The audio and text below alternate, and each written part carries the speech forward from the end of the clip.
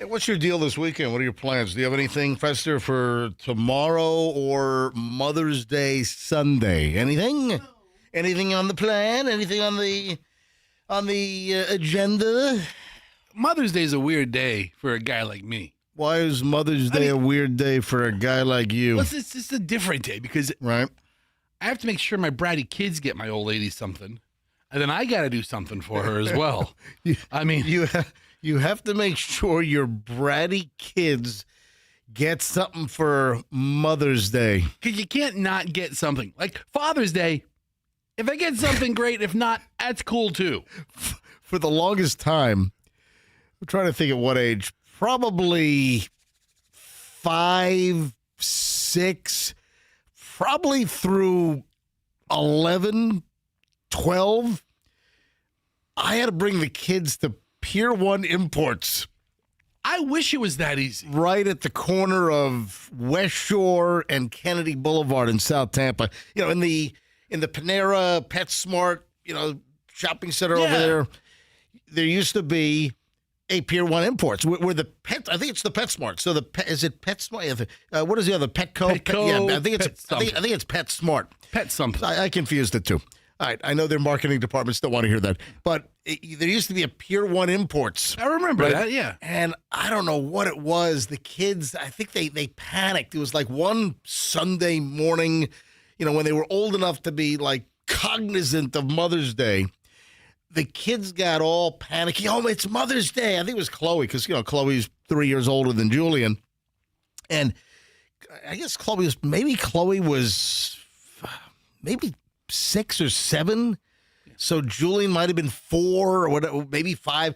And she panicked. We don't have anything for Mom for Mother's Day. We need something for Mother's Day. And I'm thinking, well, where the hell should we go? Where the hell should we go for Mother's Day? And I'm like, okay, let's just go to Pier 1 Imports. It's right up the street here from the hood. But that became the tradition to get. It did. So they had a lot of wicker things, right? It was just junk. All of it. It should have been Crap 1 Imports. Pier 1 crap. And of course, Pier 1 Imports is no longer. No. And of course, Pier 1 Imports is probably featured in one of my favorite movies of all time. What's that? Come on.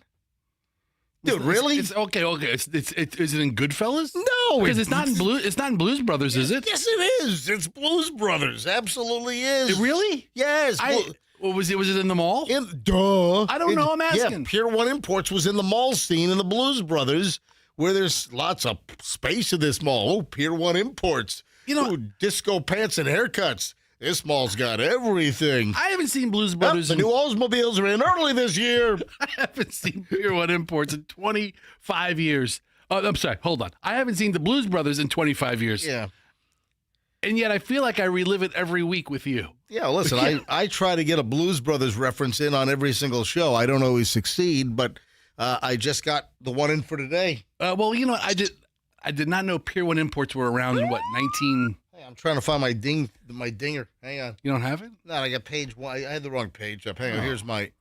There's my ding. I did not know Pier 1 Imports were around in 1981? Yeah, the Blues Brothers was shot in 1979. It was released in the summer of 1980. I think the release date for the Blues Brothers was like June 20th of 1980 or something. Did you find the release date? I found the release year. It's 1980. I think it was released like the 1980. 20th. Let's see what the release date was. Let's see if I'm close. I think it was like June 20th, 1980. I took my grandma Minky to see that. Oh, that's good. Yeah. So we were living in Virginia Beach, 1980, and I flew down to hang with Grandma Minky after school. After school got out in Virginia Beach, sometime like mid-June or something, flew down to the Fort Lauderdale Hollywood Airport, hung with Minky, and that was like the opening weekend for the Blues Brothers. So I brought Grandma Minky. Yeah, what did I say? On the dot. On the button. Holy schnitt. Schnikey. Yeah. Yeah, June 20th of 1980 was the release of the Blues Brothers. And yeah, in the mall scene, there was a Pier 1 Imports. So there's no Pier 1 Imports anymore. I don't know if the kids get Mom anything for Mother's Day. However, it became a tradition, and every single Mother's Day, I had to bring the kids up to Pier 1 Imports to just buy. I mean, Stuff. Julian bought her like some ceramic frog, you know. Yeah, happy Mother's Day, Mom. It's like, Here you go. It's $5.99 or something. Just some tchotchke. Okay, and where is it now? Where's what? The frog. I don't know. Right, that's the point. You know, Michelle. All this she's- stuff. Michelle is a plastic bin weirdo. Michelle has to buy. There's a certain plastic bin. There's a certain brand, and she'll, order them up, and she's got different sizes because there's a certain lid that she likes, and she's got from the big plastic bins to the medium bins to the small. She just likes putting crap in plastic bins. Ugh. So I think she's got a plastic bin of just Mother's Day crap. You're going to have a hell of a yard sale when you move out of that place. I think it's actually labeled MDC. MDC. Mother's Day crap. Just crap. Oh, look at this. Plastic ceramic Exactly. frog. Oh, I-4 is biatch this morning. You know Is what's it? going on? Yeah. I have no idea. In Methner. What's happening out there? It's always a sketchy area out there by like exit. Yeah, Mango Road. What exit is Mango Road? That's exit 10. That's the Lazy Days exit. Yeah, that's Mango? Yeah. All right. So I-4 westbound is closed near Mango. Unfortunately, there's a bad crash and somebody obviously didn't make it. There's a fatality investigation. So FHP and the whole damn thing is shut down. Last I saw. So that's a nightmare. That's rough. Heading into Tampa, I-4 westbound is closed near Mango Road. So that's a pain in the neck. We could have led with that, What? The big important news on Mango Road. Yeah, I got distracted. I mean, we're talking about I'm Pier 1 sorry. imports. I love it. I got distracted. I thought today was a clean traffic day. You're like, oh, by the way, the biggest local interstate is shut down. All right, I'm sorry. We Jeez, could man. have started the show with the important news. I mean, I feel bad that somebody didn't make it. Oh, yeah, of course. Maybe I could hit the dump button, and we'll start the whole damn show again. You know what? Let's take the commercial break, and we'll start the whole show again. Just you want me to start get the show open and everything? We'll play the intro. All right, let's let me just mention again. Special traffic report. I-4 westbound is shut down. So if you're heading into Tampa, I-4 westbound is closed near Mango Road because of a bad traffic crash. So it's going to be Avoid the a area. miserable traffic day. But guess what? A lot more misery for whoever it was or whatever happened there, and family and friends. So. You can take Highway 92, but that's going to be jammed as well. Yeah, MLK 92 is not 92. There's a bunch of ways, but any way you slice it, you know what? Just go home. Take the day Yeah, off. it's a Friday. Take a flex Friday is what you ought to do. Listen to the radio. Yeah, But go home. yeah, that's what I would do. Yeah. Yeah. Sit in your driveway and just listen to the rest of the MJ Morning Show is what I would recommend this morning. All right, 6:10 at the MJ Morning Show. Just getting rolled.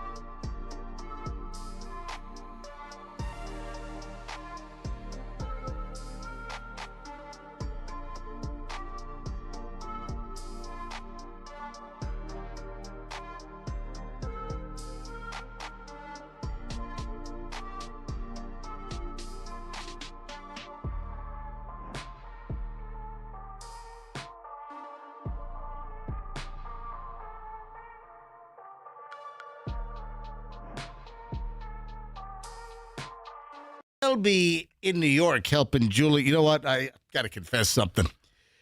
I am flying up today after the show. Right. So I'm flying up.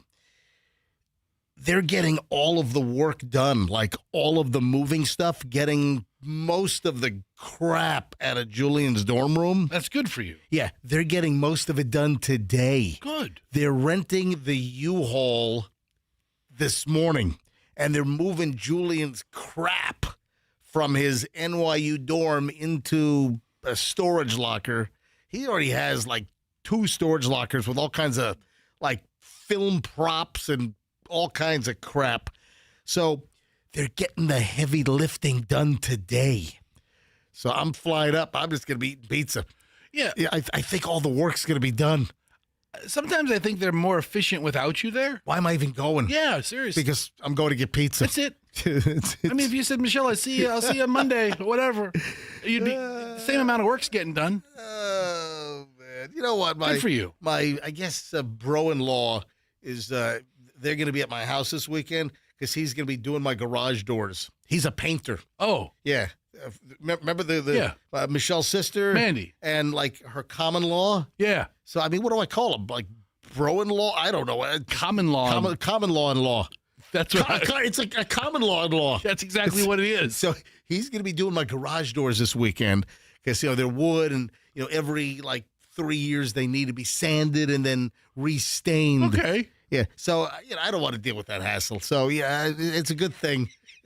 Yeah, you're not going to sand your garage doors. Let Michelle's sister and my common law-in-law, let them hang at the house all weekend long and do my garage doors. Ooh, plus free dog watching. I'm good with that.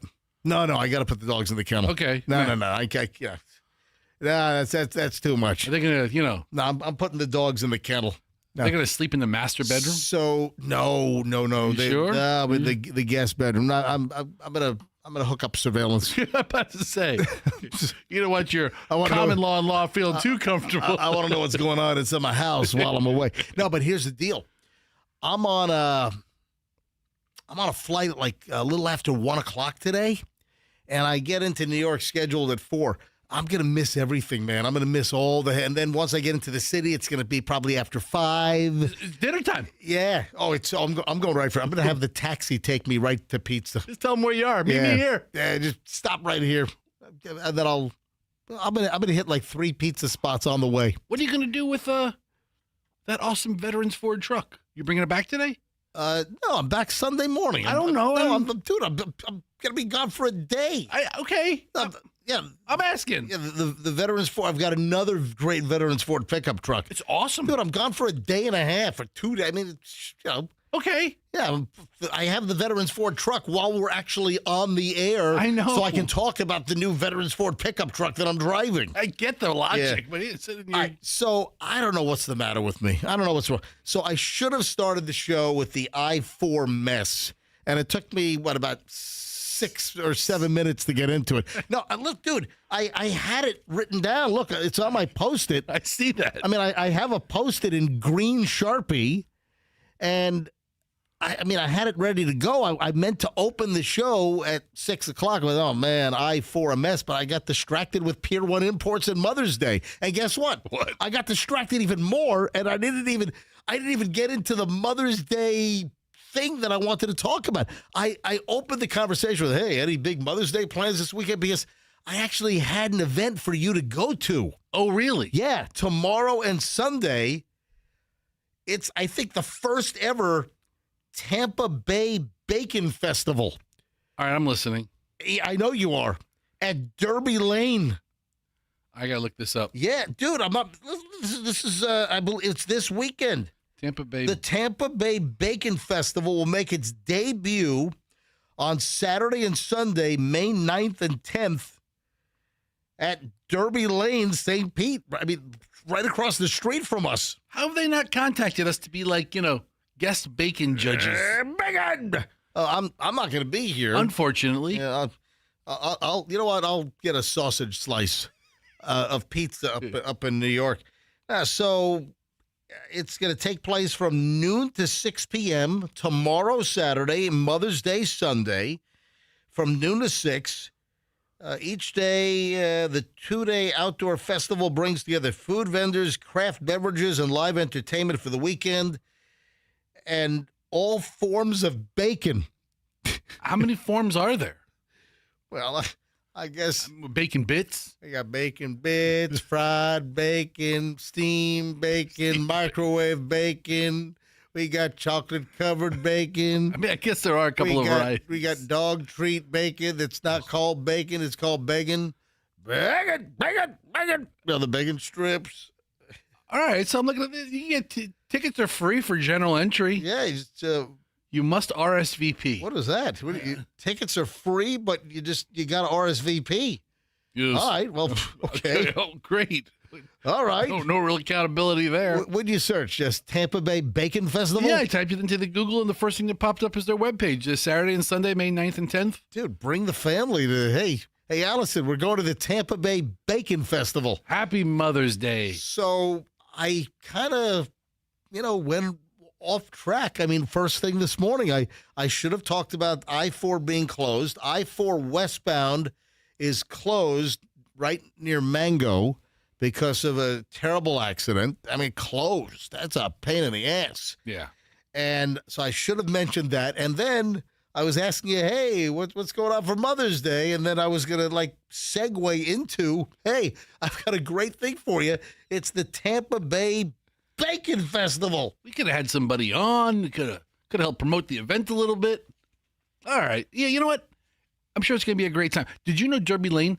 They're now not just Derby Lane. They're called Win Derby.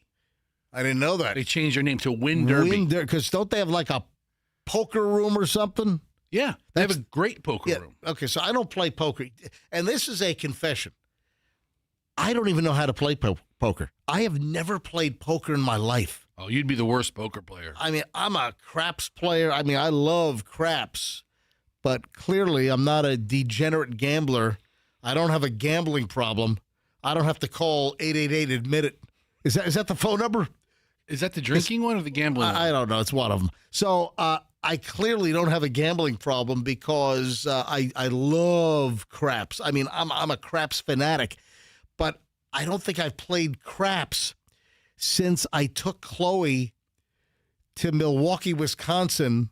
To play craps? For the soccer showcase weekend at Marquette University. Back, well before she went to college, before she was recruited. I have to say, and I played. Remember, it was the Powhatan Indians up there, and they had the casino right across from the Marquette soccer bubble. And I just left Chloe to play soccer, and I went across the street, and I took the tribe for about $3,400. They were all confused. They were sitting around. They were asking me if I need a room. They wanted to give me a player's card and everything. I'm like, I'm never coming back here. I'm never coming back. I'm here for a soccer weekend at Marquette University. Literally, the Indian Casino and Hotel was right across the street from Marquette University soccer field. I don't get the need for all these casinos to have everybody have a player's card. I'm never going back to this casino again. Over the summer, we were traveling in Idaho, and we were in an RV, and I pull over in a casino, and there's signs everywhere. No overnight parking, no overnight parking. If I played more craps, or if I played craps, for instance, the Hard Rock locally, they got craps. Yeah. They got a bunch of the table games, that they weren't allowed to have for years. They finally got craps. And I haven't played there yet. And I want to, I just haven't. But here's the other. We love Council Oak. Yes. So Council Oak is a phenomenal steakhouse. Ricardo is the meat man there. Ricardo is the butcher. And, man, they have a meat program at the Council Oak Steakhouse that's fantastic. I think it's one of the best steaks around anywhere. In the country. Just great beef, great aging program. And here's the deal. If I did gamble a lot at the Hard Rock, you'd cover the meal. I'd get comped. Yeah. I've got no comped. No comp food at Council Oak for me because I'm not a big whale of a player. But I'm a cash ticket. No, because a large percentage in casino restaurants, a large percentage of the customers, the patrons, the diners are comped. Yeah, you're gambling all day. Yeah, I mean, exactly. So I'm a cash customer. but I probably need to play some craps at the Hard Rock. Yeah. Because I do have the taste for it. Because I do love. Do you know what the longest crap session for me ever was? Okay, we're talking about gambling, people. Yeah. Do you know? Do you know where and when? Hurry up! I don't want to get off track. 12 hours in the Caribbean? It was no in the Caribbean. I don't know. What are you talking about? Asking. I don't know. No, it's Las Vegas, man. Okay. I had dinner with Michelle like at 7:00, and I think it was like a 2-hour dinner. And then after dinner, she accompanies me to the craps table in Vegas. And I think we went to a place called Picasso. This is years ago in Vegas. And the food was like little itty bitty food. It was tiny. I mean, we had to go out for, it was like I wanted to go out for slices of pizza after we had dinner. I mean, it was like little itsy bitsy teensy weensy little bitty teeny weeny food. Yeah, a restaurant in the Bellagio. Is it still there, Picasso? A renowned Michelin-star French restaurant where they serve tiny food. I'm telling you, it was little tiny little pieces of food. So after dinner, they closed in 2024. Oh, they did. Oh, they just closed a couple of years ago. Wow. Just missed it. Oh, yeah, look at that. I guess I'm not going back to Picasso. So Michelle and I had dinner. I think we were done like 9:00. Then we hit the casino. Trying to remember which. I think it was probably Barbary Coast. I used to love. I didn't gamble at the fancy stuff. So like Bellagio or any of the fancy hotels, I never gamble there. Well, you're a Fremont Street guy? Well, no, because Barbary Coast was like mid-strip. But I would go down to Fremont. I would like Binion's Horseshoe. You know, that was for some daytime gambling. Like Binion's Horseshoe, playing some craps there at like, 1 p.m., 2 p.m. But I used to go, my favorite spot, which is now defunct, they knocked it down. It was the Barbary Coast, right? And Michelle goes with me, and I think it's like 9:30. And then Michelle bails out at about 11:30, goes back to the hotel room, and I was out till about 8 or 9 a.m. I had a 12-hour craps binge, and it was a very good night. I did very well. It was a good night. They would have comped you a steak that night at Picasso. No, I didn't gamble at the Bellagio. Oh, well, where? No, I gambled at the whole different. Didn't you hear my story? I was at a whole different casino. Let's try to put it all together. Morons in the news next on the MJ Morning Show on Q105, 104.7 FM. So you heard me talk about Mother's Day a little while ago, and it is this weekend. Hurry. You've got time. Well, listen, you've got today, tomorrow. If you really want to push it to the end, you've got until Sunday. Get to Small Batch Creamery for Mother's Day and get Mom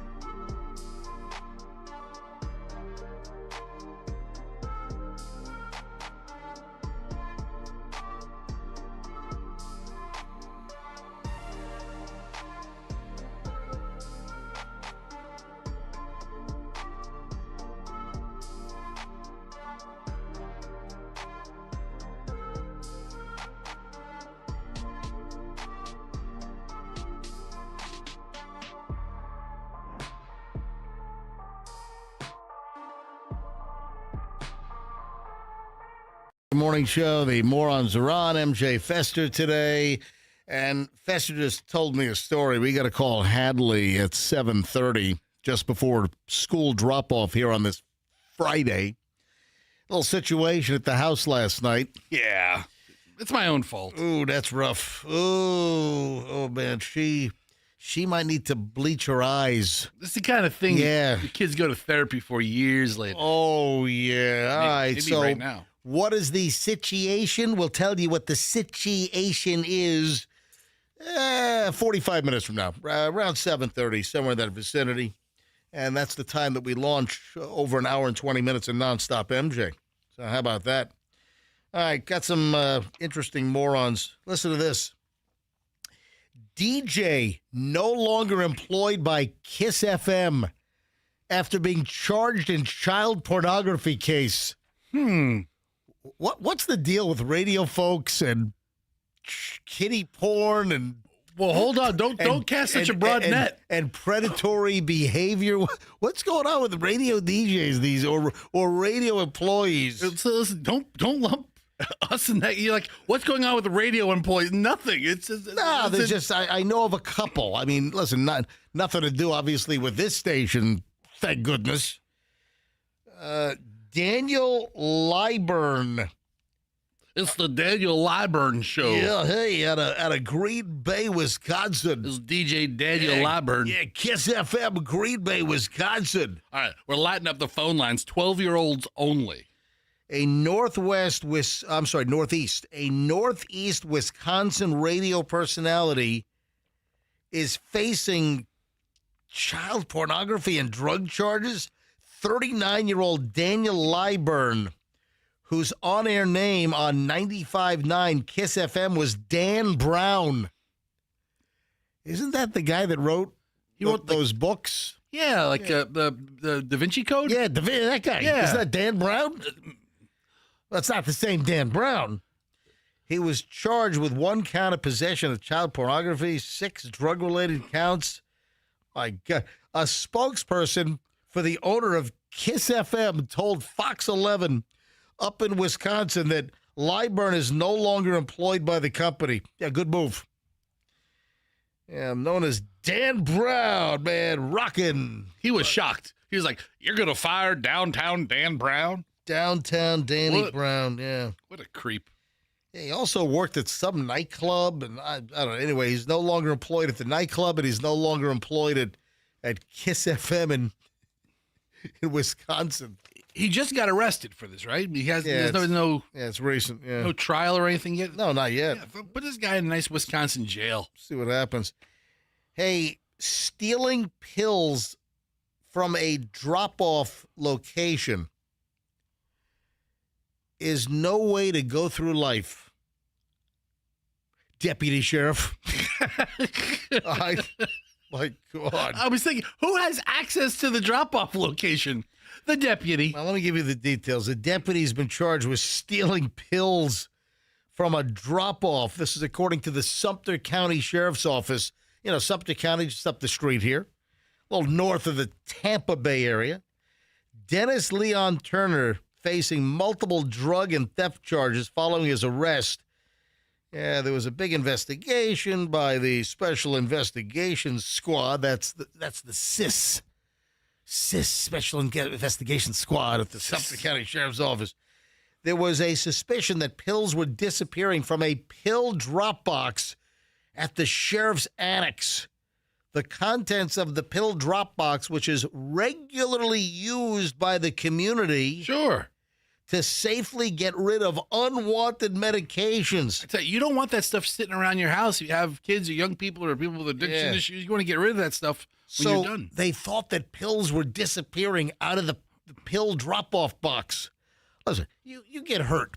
You have some surgery, and they give you a whole bunch of Vicodin or Percocet or hydrocodone. They give you 90 pills. Whatever. And listen, Fester, are you all right? I have a You're like... You're like frog in my throat. You're like, you're off my coffee. Oh, by the way, when's my off-air button coming? Drop your buddy Fred Craig. Yeah, drop him a note and see when the boxes are going to be ready. Yeah. So Fester, Michelle, and our guest positions soon they will have their own on-off mic buttons. Which, listen, we were going to put them in when we built the studio. But the form factor of the device sucked, and it was going to be really crappy here in the studio. So Fester's buddy, who I've become friendly with, Sure. he owns Profusion, which is an unbelievable metal shop. What an amazing fabrication facility. Yeah, in Pinellas County. They do the most amazing metal fabrication you've ever seen. Fester went to like junior high and high school with Fred, and Fred's done a couple of metal projects for us. In fact, I'm going to have a wrought iron gate installed right at the studio door. That'd be awesome. Yeah, with MJ MJ initials right on the wrought iron gate. Now, so he's taking the microphone on-off buttons for each position, like where Fester sits, Michelle sits, the guest positions on the other end of the counter. He's redoing the box so it works. He's making an all-new like metal box, so it makes the device easy to use, and it works in our studio. So what that means for the listeners, he's customizing it. What that means for the listeners is you won't hear Fester going, yeah. Otherwise, if I put my hand over my microphone, that might muffle it a little bit. No, go ahead and put your hand on the mic and now cough.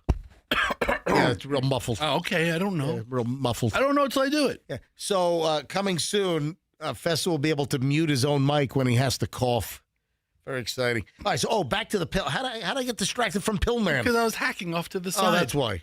Look at you, derailing the whole damn show. But yeah, every community has this place where you can safely drop off pills to get them out of your house. I know that I've been to like some drugstores that have them. CVS is a drop-off point. Yeah, I think I've seen them in Walgreens. Some of the pharmacies have a drop-off that if you have, old prescription medications, including like scheduled drugs, painkillers, opioids, you can drop these damn things off.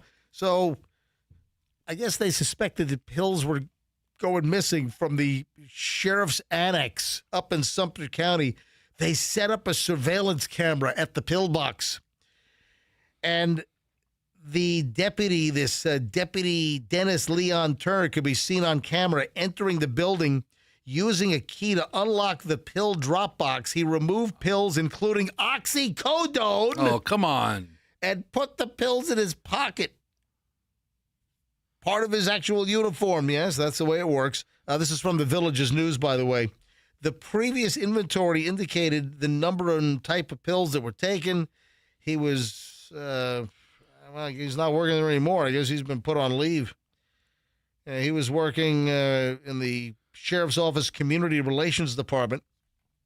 Yeah, the sheriff says that I cannot express more the level of disappointment that I feel. Absolutely. Yeah. Going into the community prescription pill drop box and stealing pills is no way to go through life.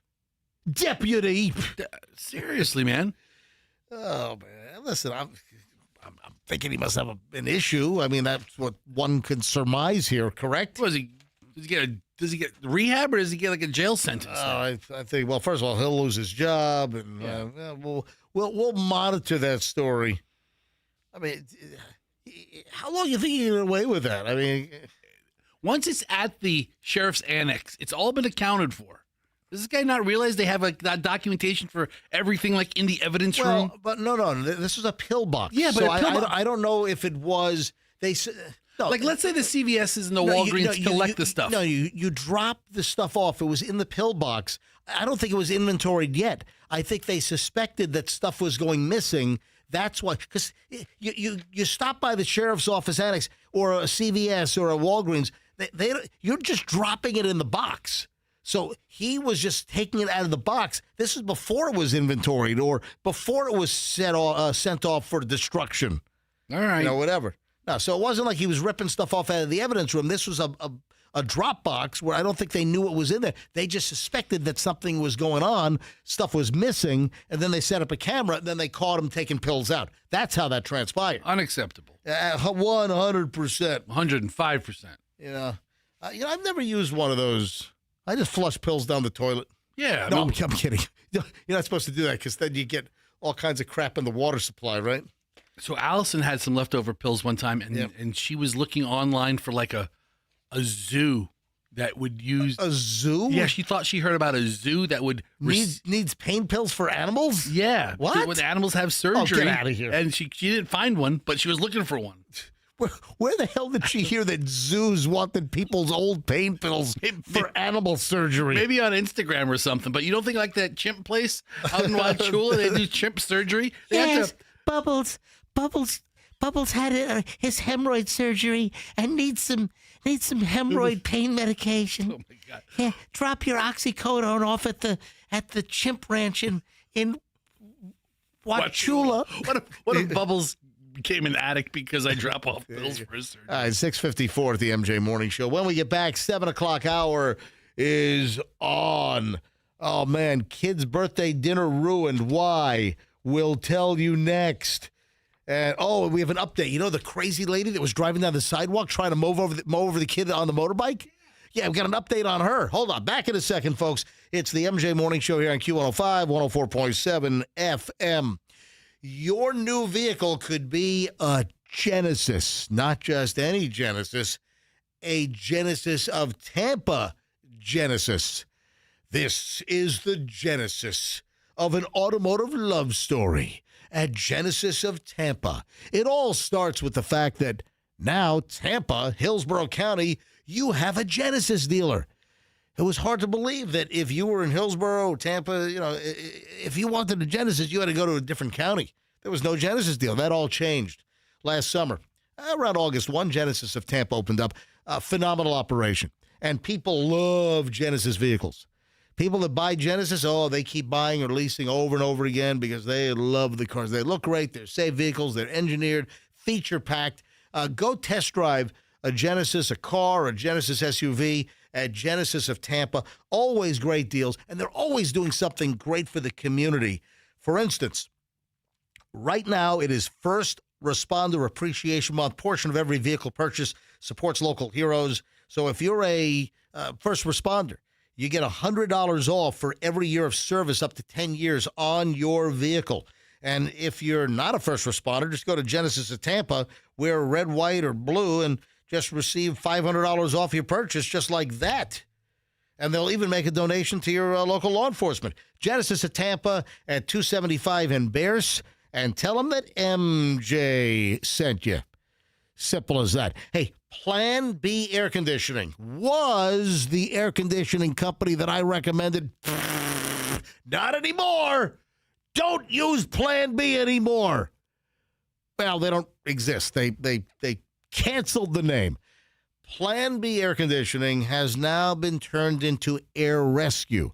And Air Rescue, if that sounds familiar, it should be because they've been around for over 70 years. Same owners, they just decided, let's simplify things. Instead of running, two different brands, two different names of air conditioning service companies, we're just going to consolidate. We're going to dump the Plan B name. We're just going to keep Air Rescue, move everything to Air Rescue. You are going to need a great air conditioning company at some point, folks. Your air conditioning is going to break. Or your air conditioning is old and it doesn't make sense repairing it anymore. Time for a new system. This is where you want Air Rescue. They'll beat any other competitor's new install by at least $500. If you mention me, MJ, 10% off your bill. If they're not there on time, they take off the diagnostic fee. Your air conditioning company, folks, is airrescue.com. That's airrescue.com. Tell them MJ sent you. There's a big tune-up going on right now. Get a spring tune-up. Typically, it's $99. It's now $59. $59 for the tune-up, so 40% off with your spring tune-up getting ready for summertime. Airrescue.com. Tell them that MJ sent you. Traffic's on at 6:57. MJ Morning Show back in.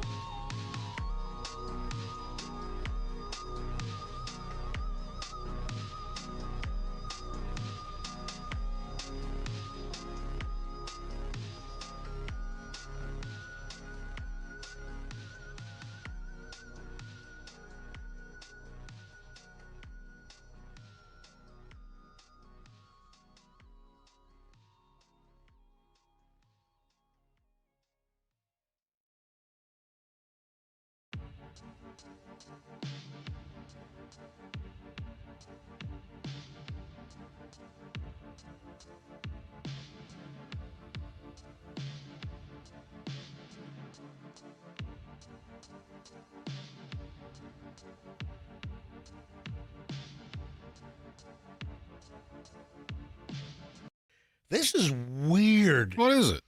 Why did I bring up hacky sacks on the air sometime in the last month maybe?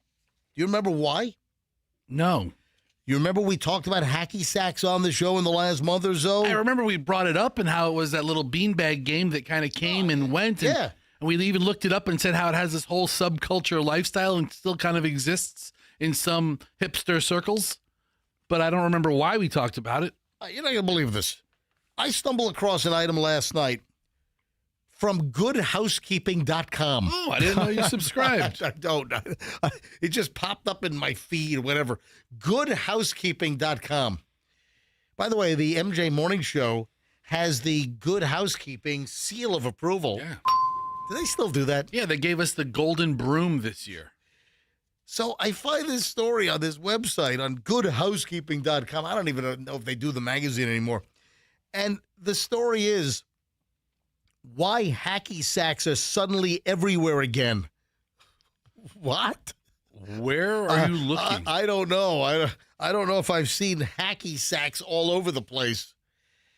Foot bags. They're like a foot bag pouchy looking thing that people were just outside kicking around. Yeah. Kind of like the soccer players kind of kick the ball all around. This is like a little a knit bag or a little leather bag. I think they were little the size of like a mongoloid walnut. Can you say mongoloid anymore? I think you can. Can you say mongoloid? I don't think you're offending walnuts. All right. So apparently they're all over the place again. Are they? I mean, I haven't been on a college campus in a while, but are they playing hacky sack? I don't know, but is that what the kids are doing these days? no, it says like Nido. Those are the squishy toys, squishy dumplings, and Labubu. Before it, the foot bag trend can trace its origins to social media. So what? Social media is bringing the hacky sack back? Okay.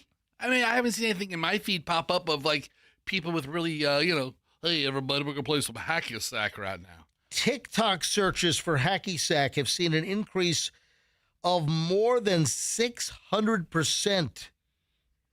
Hacky sack sales have increased over 330% in just the last week from April 29th to May 5th. What? What the hell? Suddenly, hacky sacks are everywhere. But I haven't seen any. I haven't seen the resurgence. And Fester, same deal, right? I talked to my broker the other day, and he said, listen, in Q2, we're going to invest heavy in hacky sack because it's going through the roof. And I'm like, are you sure? He's like, definitely. Whatever. Sign me up. Oh, locally, the jury is getting the Julio Folio case. Oh, man, I wish I was called for that jury. Yeah, Julio Folio. Man, I think they're ahead of schedule. I thought that they were planning on Julio Folio maybe lasting until like May 15th. If you don't know the story on Julio Folio, that's was his stage name. And Julio Folio was a Jacksonville rapper. And he was over here in the Tampa Bay area. I just love saying Julio Folio.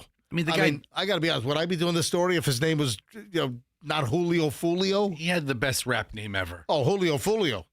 In fact, I'm thinking about if we have another intern in here, the intern, it's going to be Julio Folio. Yeah. What else would we name them? So the jury's got the case. The jury is now deliberating. 4 men are accused of following Julio Folio from Jacksonville, apparently, and then taking him out in a hotel parking lot 2 years ago. It was June of 2024. And this is nasty. Yeah, so I guess closing arguments ended yesterday, Thursday. 10 days of trial, 10 days of testimony. And it was a targeted attack, according to, prosecutors. Yeah, the story says it was a targeted attack. Yes, Duh. Of course it was. Duh. So I'm sure the Hillsborough County State Attorney's Office did a phenomenal job in the presentation of this case, and I can't imagine that the 4 defendants are going to be found anything less than guilty, and I believe that the death penalty is on the table for the murderers of Julio Folio. All 4 of them? Yeah. Oh. Isaiah Chance, Sean Gathright, Davian Murphy, and Rashad Murphy, all charged in the connection of Julio Folio. Those Murphy boys, good Irish kids. Julio Folio's real name was Charles Jones. And listen, I'm just being honest. Would I be talking about this story if it was just Charles Jones? Nope. Julio Folio. All right, I got a question. I love that name, Julio Folio. Is this the most high profile like murder case? Like rap rub out in the Tampa Bay area? Yeah. Rap rub out? I was thinking a rap murder case. Has there been a bigger rapper in Tampa? So. No. I mean, I don't. We're not LA. We're not New York. I mean, listen, Tupac was not taken out here. No. Biggie Smalls.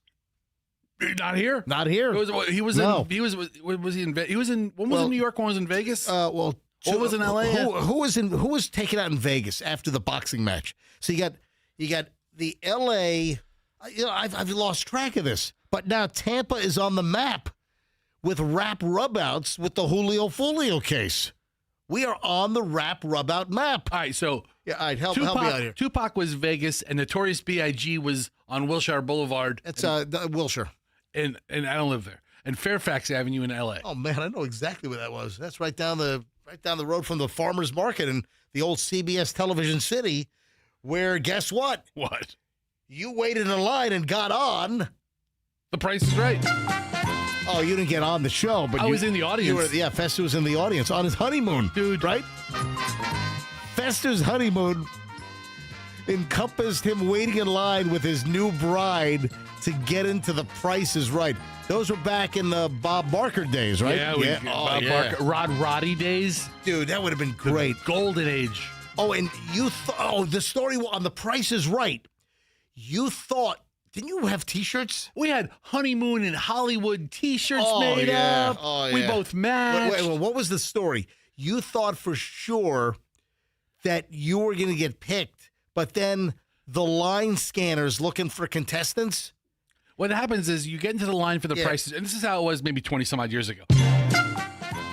You wait in line, right? And it's a several-hour line, and and you're there, and you're sitting there, and you're waiting, and then they call you like in groups of 20 or groups of like 15 people, and a casting director kind of like just talks to everybody and sees who he gets an energy from, and I'm there with a bunch of dullards. And I'm just over the top, and I'm super excited. I think this is going to be great. And then the next guy right after me was like a World War II veteran.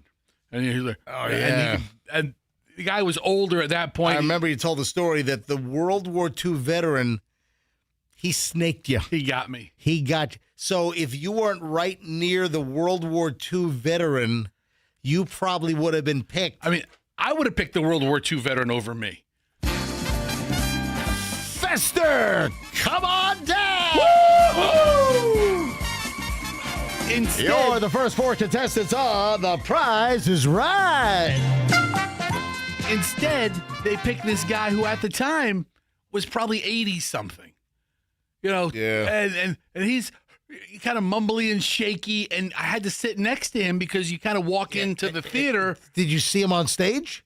Was he even able to spin the wheel? I don't think he didn't get on stage. Oh, he didn't win the bidding. Do you know what his bid was for the product? His bid was $1, Bob. His bid was that was his bid. I mean, but hey, the guy's a hero. I mean, World War II. Exactly. He deserves it. How upset can you really be that a World War II veteran got chosen over you to be on The Price is Right? And the camera was zoom. You know how the camera did like the zoomies before they called your name? Whatever you go back and forth. They're panning back and forth in the whole audience. Yeah. And they call him, and he by the time they got to him, right? Because he was on the aisle and I was one seat in, and he was already in the aisle. They didn't even get me on TV. Hold it, does everyone in the audience get the name? Everyone in the audience gets the price tag name sticker. Yeah. I think we still have ours somewhere. You save them? It's the Price is Yeah, Right. you put it on a piece of paper. You put it in a scrapbook. The person that we did didn't have like the best handwriting because they write them. And with a big black Sharpie. yeah, it's not like my name takes up the whole badge. Or an El Marco. I don't know which one it was. Well, it was Southern California. It might have been an El Marco. El Marco. It might have been. Yeah. But yes, Do they still have El Marco magic markers? I'm sure they do. Yeah. Unless All right. So you might have your Price is Right name tag, price tag. that's the same toe tag they used for Biggie Smalls who got shot right outside. Listen, see if you can find it. Bring it in next week. Okay. If you have your, did it say Dom or Dominic? Yeah, mine said Dominic. Allison said Allison. Right, I think we have the T-shirt somewhere.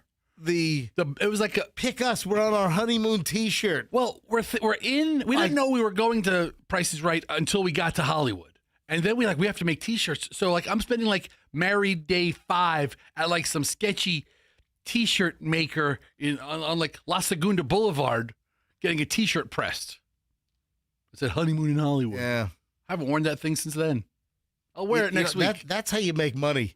You open up a custom T-shirt place right next to the Price is Right studio. We'll press anything you want. Yeah, they're no longer at CBS Television City. I don't think they're in there anymore.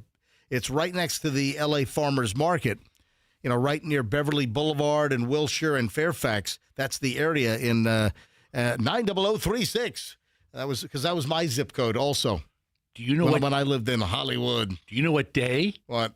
We went to the Price is Right? What day? The day Chloe was born. Are you serious? It was that day because Hold on, you were at the Price is Right on August 20th of 2001? Because we had 2 tickets on the same day. We had to go. We went from the Price is Right to the Tonight Show with Jay Leno. Oh, you had tickets for the Tonight Show too? We did it up. Oh my God! Look at this. And what a honeymoon! I called you and we went to the Carol Burnett Christmas special filmed in August. Wait, you were not in town when Chloe was born? Well, no, because I got married like 2 weeks before.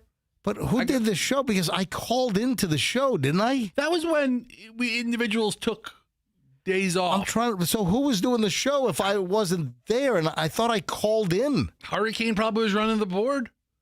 Maybe doing best of, and then I did a live drop in. Maybe Sure. that was it. All right, I got to move on. Go ahead. What is going on with Ruth's Chris Steakhouse?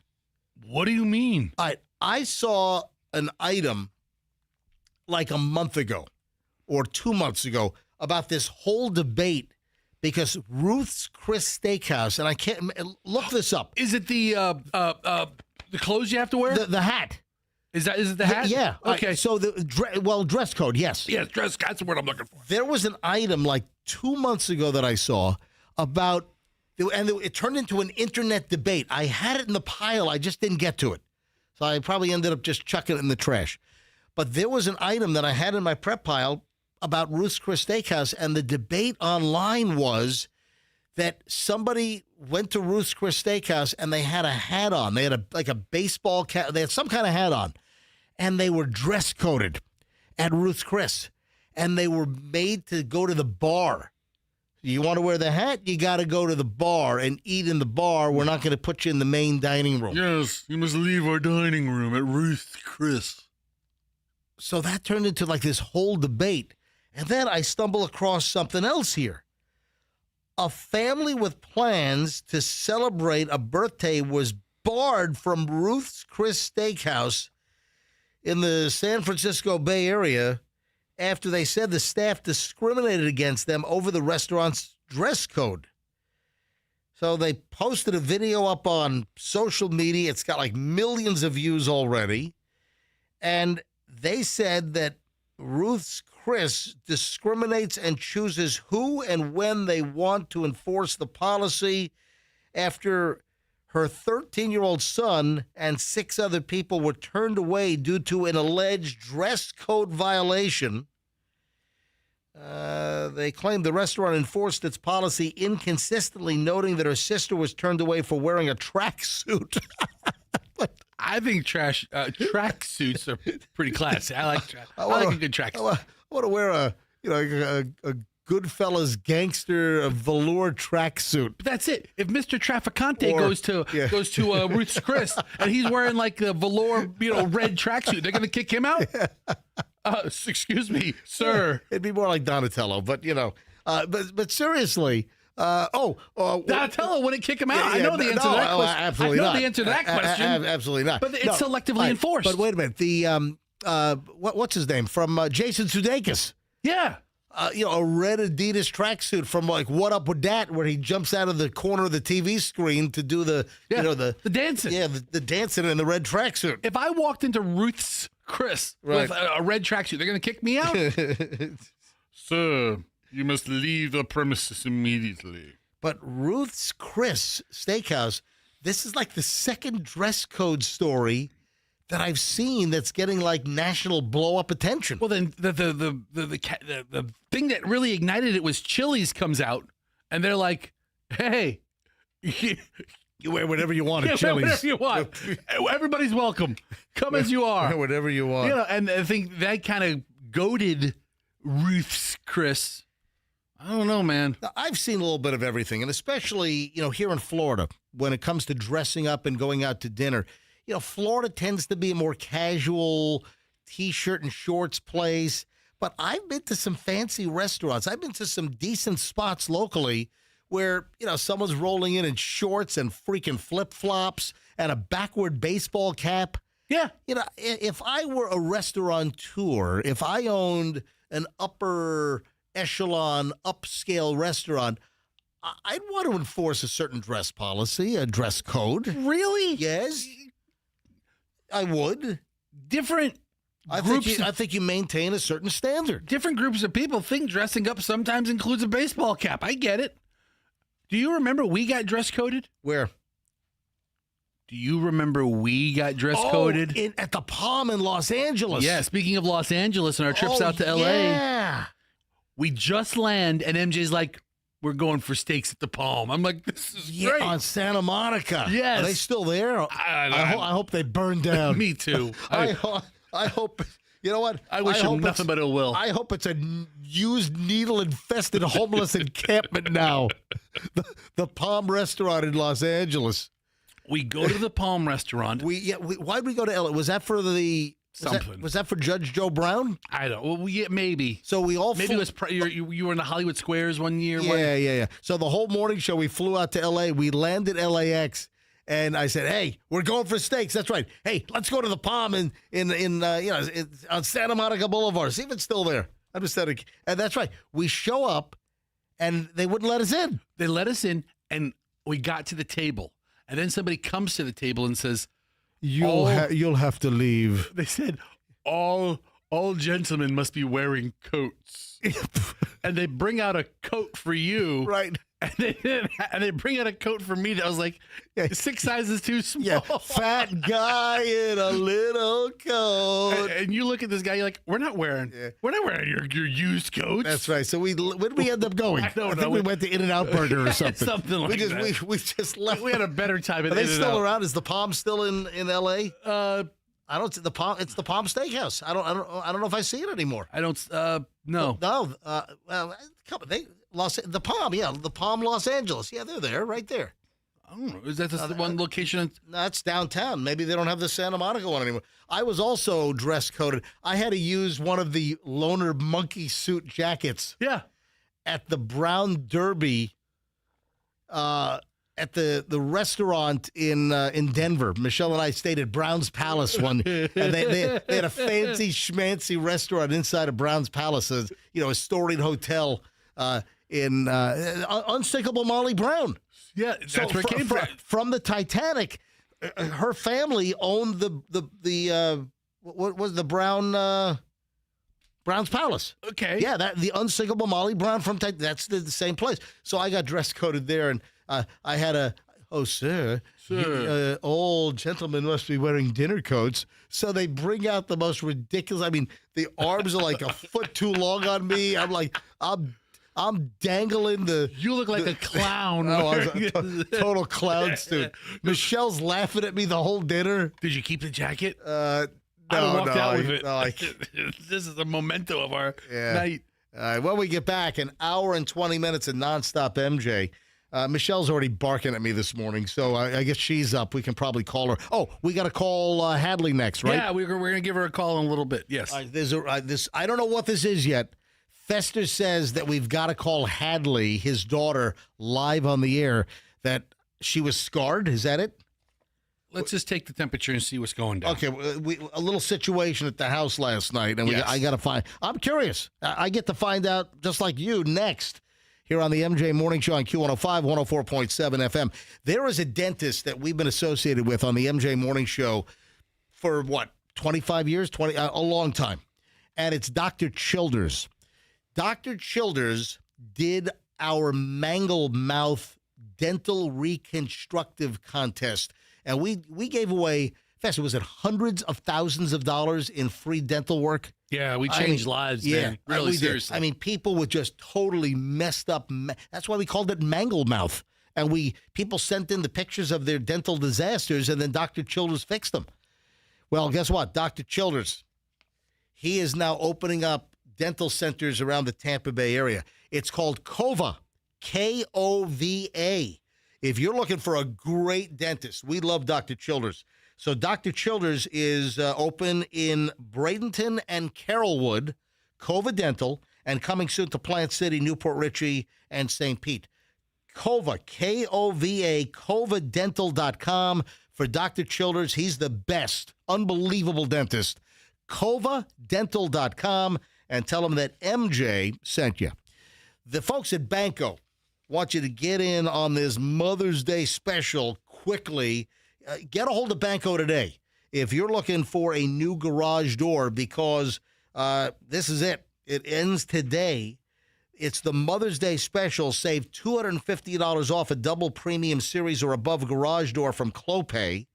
There's also 0% financing available. Just increase the curb appeal of your house. Increase the value of your house.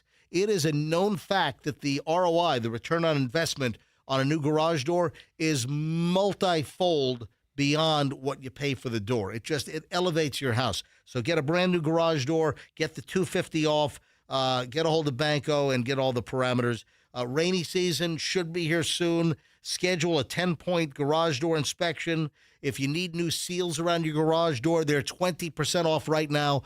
Any garage door service, broken spring, you want a new state-of-the-art garage door opener that's app-controlled, video camera, seeing who's coming and going, you get a hold of Banco. Banco's the best. It's my garage door company.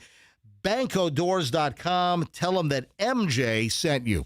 Speaking of your house, when you want to sell your house, don't hire a louse.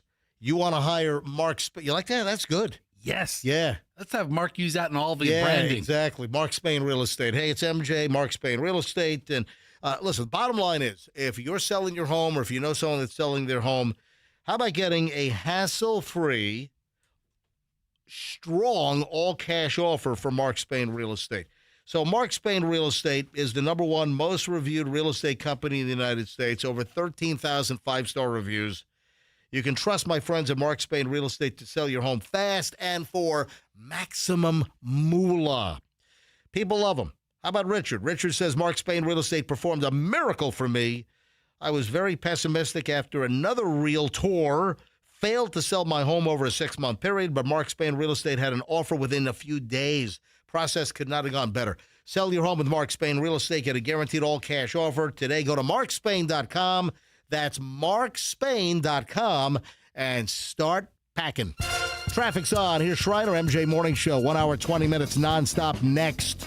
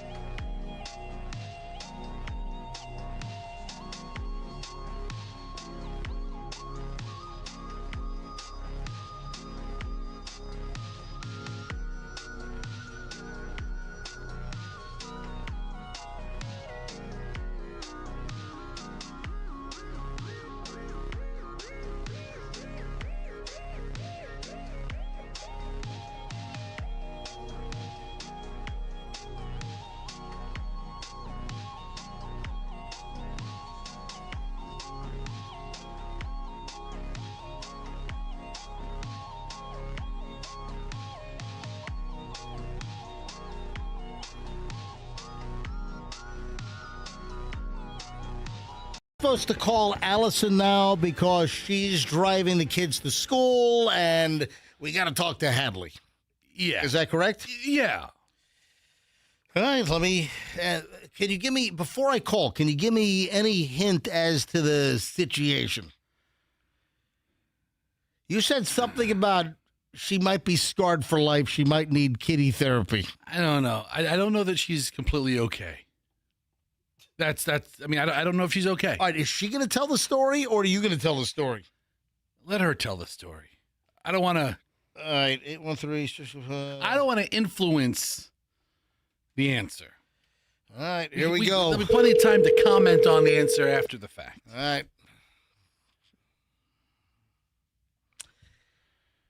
Hello, Mr. MJ. Hello, Miss Hadley. How are you? I'm good. That's a tentative. That is a very tentative, I'm good. I heard earlier today that you might have been scarred for life. Your childhood might be maimed. Is that true? Well, I'm not scarred, but it definitely left a mark. It definitely left a mark. I mean, All right, Hadley, I have no idea what's going on here. Can you please succinctly tell the story of what's going on and why something uncomfortable apparently happened at your house last night? Well, before bed, I always go into the bathroom, wash my face, and brush my teeth. But I go into my parents' bathroom because that's where I have my stuff. Right. My dad was supposed to take a shower, and he was just standing in the shower, booty butt naked. Holy God! I didn't see anything, but it left a mark. Hold on.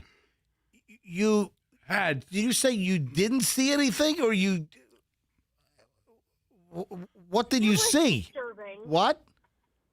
It was disturbing. Yeah, but did you see something, or you didn't see something? I saw his stomach. it was mostly belly. All right. Listen, Hadley walks in, MJ. Right. 'Cause, you know, Above his wiener. What? His stomach was above his wiener. Was his stomach hanging over it? It blocked the. It was hanging over a bit, but not all the way. Oh, not all the way. I was saying, wait a minute. Oh no. now the It was story. like a Family Guy moment. It wasn't over it all the way. It was a Family Guy moment. So Oh my God. I went out last night and smoked a couple of cigars, so I come home smelling like an ashtray. Right. So I take a shower at an earlier time. If I took a shower, normally it'd be like maybe before I go to bed or a little later in the evening. So it wasn't on the normal shower schedule. So Hadley just comes walking into the bathroom and didn't know I was there. Just stepped into the shower, and she got a full frontal of the old man. But wait a minute. She said she didn't see anything. But hold on. She did or didn't? The story's getting a little convoluted here. Hadley, listen, don't gatekeep anything for well, me. What do you? Did you see something? Yes or no? Okay, when I walk into the bathroom, I always have my eyes up naturally because I don't want to bang into a wall because it's a straight U-turn. Right. Because it's the door to my parents' bedroom and then the door to my parents' bathroom. So I always make a U-turn, and I can't be looking down, Right. All right. so I always look up. So I got some eye contact and some eye contact with his the boobies. The The what? boobies. The what? Boobies. Oh, the boo. His. Those are called. By the way, they're called moobs. Yeah, moobs. Man boobs. Yes, Moobs. boobs. Moobs. Yeah. Listen, don't tell the story at school because they'll call like child and family services. Yeah. Don't tell this at school. Now listen, try not to be totally scarred. Try to go through the school day like nothing happened, Hadley, thank you for calling. Thank you for coming on again, Hadley. Oh, yeah, Daddy, when you come home, can you pick up some cheese and some bleach? Yeah. What's the bleach I need for? some bleach. For your eyes? Yes. All right, thank you. Goodbye, Hadley. And my brain. All right, thank you. Bye. All right, I'm a little confused that she said she didn't see anything, but why? I think she's. So last Is she night, scared? I don't know. I mean, I imagine it's relatively traumatic for the poor kid. Right. Last night, I see my wife after the fact. I'm like, yeah, Hadley walked in when I was in the, and she goes, oh, we heard. Hadley said, I'm not scarred, but I'm not okay. Yeah. And I'm like, well, that's pretty serious. All right. So anyway, it happens. Hey, I got to make an apology. I need to apologize to you, the MJ Morning Show listener. I said I was going to do something, and I haven't done it yet. I mean, it's not like it's really going to make a difference. You know what I'm talking about? You're dragging your feet on this. You don't want to do it. No, I want to do it. I mean, your actions are saying something completely different. I want to do it, but I wanted Michelle to do the camera work, and then Michelle, I had to drop her off at the airport yesterday to go to New York to help Julian. And I should probably call Michelle in a few minutes because they're going to be moving Julian's dorm all day today. Why don't you bring it into the radio show on Monday? No, I want to shoot a video and put it up on my Instagram. Do you know what I'm talking about? I do. What am I talking about? How you have that thing of sour cream that's expired a year and a half ago. Yeah. And it's still sitting. If it expired a year and a half ago, that means it's about 2 years old. Yeah, so the expiration date on this little tub of Daisy sour cream, and I noticed it in the back of the cheese drawer. I call it the cheese drawer. It's one of the drawers in the fridge, just where we keep all the cheese. And in the back is a little container of Daisy sour cream, expiration date January of 2025. So the plan is I'm going to roll video. I'm going to open this thing up live on video and then post it. What does a dollop of Daisy look like that is almost a year and a half out of date? Ugh. And I have not opened this thing up. I have not opened it up. I want to do it for the first time on video and then post it. And people are like, oh, you got to eat it at least. Well, let's. And I'm not a sour cream fan per se. I don't know, just something about sour cream. Not a big fan. However, what I will tell you right now is a listener put together a new MJ's Filthy Fridge Finds jingle. All right. Yeah. That's cool. I want to hear that. Right. So we've dubbed this potential series MJ's Filthy Fridge Finds. And I got to figure out, because this, I think, is the only filthy, potential, nasty item in my fridge. I mean, generally speaking, you don't keep disgusting or expired stuff in your fridge. Our fridge is in pretty good shape, and our fridge is not really overly packed with too much junk. Yeah, there's not a lot of leftovers that are still stuck in there from a month and a half ago. We don't have, Chinese takeout containers that are, a month and a half old. No, I mean, our fridge is in pretty good shape. But, I found this MJ Filthy Fridge Find.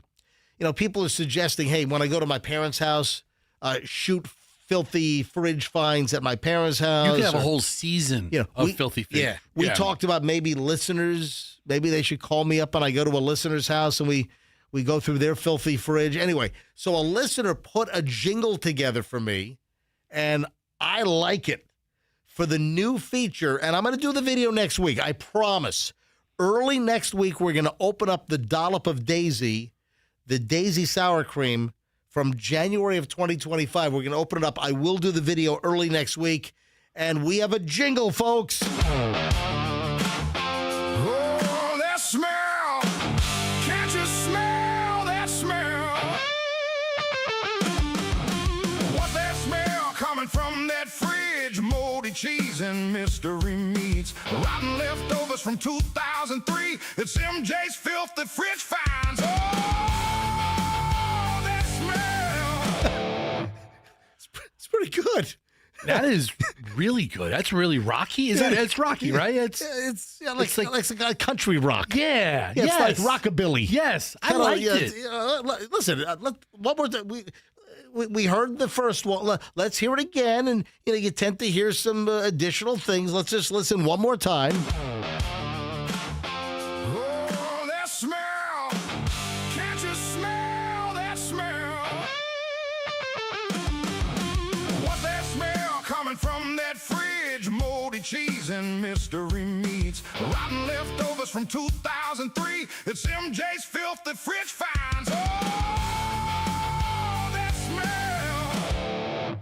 You know what? Honestly, we could cut the front and the back off of it and just use the meat in the middle, Yeah. just the verbiage as the jingle. Okay. I mean, because otherwise it's, it has a whole intro to a jingle. MJ, I was thinking about it just in the last, minute. Here's what the segment You were thinking about it in the last minute. MJ's fridge finds. No, filthy fridge finds. That's the most important word. MJ's filthy fridge finds. This has real legs. Do you have But you can't. Do you have the evolution of the bit? Do Yeah, you have an 'cause idea where to? You can't do them all. Because you're a one take Jake with listeners have to submit the videos to me. You have to solicit Okay. for 15-second or 20-second videos where you introduce, hey, this is, Right. Mary and Mulberry. This is my MJ filthy fridge find. And you open up your fridge or have it on the counter and pull out how expired it is, look at it, and then maybe they have to eat it or something or do something. Let's see how disgusting our listeners' fridges are. And then you put 10 of them together and you have a 2-minute video because they're all 15 to 20 seconds long. And it's something that never dies. I mean, something that always keeps going. I mean, what's in your fridge has died because, it's so filthy. But you can come up with one every couple of weeks because people will continue to feed the train of videos. Feed the filth. Yeah. Oh, This is writing itself. it's right This there. is writing its freaking self. I mean, honestly, feed the filth. if I'm being honest with you, you're not going to go to a bunch of people's houses. That's just not, it's not feasible. That's not going to happen. Anyway, thank you, David. David is the one putting these little jingles together. I'm sure it's AI. Yeah, it's all AI. Is he using that Sora? Is that Suno. what Suno. SUNO is the site that we use, and he might be using that one. There's a couple of different song generators. So the same guy that just sent me the filthy fridge. Oh, that smell. Can't you smell that smell? What that smell coming from that fridge? Moldy cheese and mystery meats. Rotten leftovers from 2003. It's MJ's filthy fridge finds. Oh, that smell. Same guy that sent me the second Dear Flabby jingle. Dear Flabby, is he rude or nice? Life feel messy, love life crappy. Got a problem, need some wisdom from a big rude man. Write to Dear Flabby, Dear Flabby, Dear Flabby, Dear Flabby. All right, couple of celebrity items. Do you know who Jamie Presley is? Think. Jamie Presley. Do you know who she be? Who she be? It sounds familiar. Who she be? I can't place her, but it's, Jamie Presley. I heard the name before, but I can't place her. No idea. I've heard the name before. It's not like it's a completely foreign name. Let me give you a hint. My name is Earl? Yes.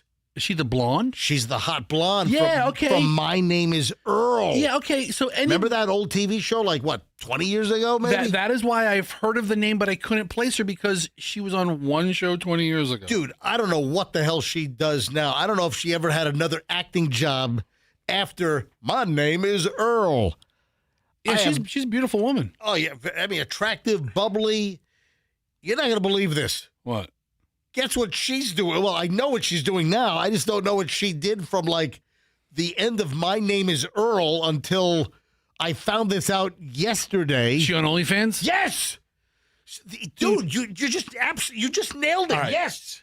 So this is a legit business model for how there's a bias with actresses and actors in Hollywood, especially actresses. Once they typecasting, they get typecast. Yep. She's 48. She's not getting the roles she got when she was 28 that she got because she was young and kind of sexy. My Name is Earl. Right. She's not getting those roles. And there's a huge amount of potential customers who are still into what she does. We had Shannon Elizabeth last week. Oh, she's making millions now. You're not going to believe this. Guess how much? This is nuts. Guess how much money Jamie Presley from My Name is Earl has already made on OnlyFans after just joining? I mean, maybe she's probably made more in the last week and a half than she has in the last decade. Emmy-winning actress Jamie Presley is carving a new road in her Hollywood career by launching an OnlyFans page. She started the venture to create what I want, how I want, and share it directly with people who've supported me for years. I've always believed in evolving with the times. She gave a statement to TMZ. This is another way for me to connect directly with my audience on my own terms and creativity and intention. I've loved meeting fans at various Comic-Cons, and the excitement of having those real face-to-face moments made me want to seek options like OnlyFans. This is where things get a little more personal, playful, completely unfiltered. According to her OnlyFans bio, the page promises exclusive photos, videos, behind-the-scenes moments from my life, late-night thoughts, one-on-one chats. The side of me Hollywood doesn't always get to see. I mean, if you pay her $1,000 a month, yeah, she'll pick up the phone and talk to you for half an hour. I totally understand this. There is a report that she has already made $3 million. Shut up. Yeah, listen. Oh, my God. That's amazing. I saw a report that she's already made $3 million. And good for her. She's in control of all this. But these celebrities are joining OnlyFans. Now, I don't know. I mean, is she doing nude stuff? Is she doing like, risque photos? Maybe not nude, but suggest. I don't know what's going on here. I mean, and the private chats. What does she charge for a private chat with a fan? Seriously. Oh, my God. MJ, you should get out OnlyFans. Yeah. All those certified. What was your thing again? Certified MJ Radio, my Instagram handle. That's right. I mean, all those rabid fans you have, some of them will pay you $9 a month to look at pictures of your feet. Good for her. She's taking control of her career, and she's in charge. She's the editor for what content gets put out there. She's not doing anything she doesn't want to do. And it sounds like, from the way she described it, as just like a sneak peek behind the scenes of her life, like a VH1 behind the scenes type stuff. It doesn't sound like it's anything too overly risque. Yeah, I want to know what the content is. That's what I want to know. But I saw a report that she's already made $3 million in the very short time that she's joined the platform. Good for her. Listen, I don't know if that's a real number or a fake number, but I did read that. Now, well, we know that Shannon Elizabeth made $1 million her first week. Yeah. I mean, it's realistic. I think they're probably comparable as far as age, star pull, star factor. Yeah. Yeah, they're probably similar as far as and also the guys who are into them. Like if you're into if you were into Shannon Elizabeth, you're probably looking at Jamie Presley at the same time, and you're still a fan. Hey, you know who folks are really worried about? We talked about this, I want to say sometime last year, but it's continuing. Speaking of celebrity, TV celebrities, who is getting a lot of concerned people that are saying, dude, you don't look good. Something's going on. Do you know who it is? Is it the starlet who I once thought was one of the cutest? I said he. So I just said he. I saw a picture come out yesterday of Amanda Bynes. No. Walking with bleached hair and like a bloated whale. And I thought she was the cutest thing. No, I said he. Okay, I didn't hear that part. Yeah, so male celebrity, and again, people are pointing out, no, you don't look good. Something's going on here. What is it, Justin Bieber? No, it's Ryan Seacrest. Oh. Yeah. He has lost a ton of weight. He's looking gaunt. Did he have weight to lose? I never thought of him as he was never a heavy guy. I never thought of him as that guy. I don't know what's going on. If he's like, all juiced up on like Ozempic or something when you don't even need it. But the latest that I saw, Ryan Seacrest sparked fresh health concerns following an appearance at a charity event this past weekend. The Wheel of Fortune host, according to Page 6, 51, worried fans after taking to Instagram to share a series of snaps from his, appearance at the Taste for a Cure fundraiser in Los Angeles. And people are saying he just does not look good. His face, his jaw, he's too thin. And people are saying, Ryan, your fans are worried about your appearance. You've lost your spark with the extensive weight loss. Here's another one. Love you, Ryan, but please gain some weight back. Eat a sandwich, Ryan. Hey, Festa, please.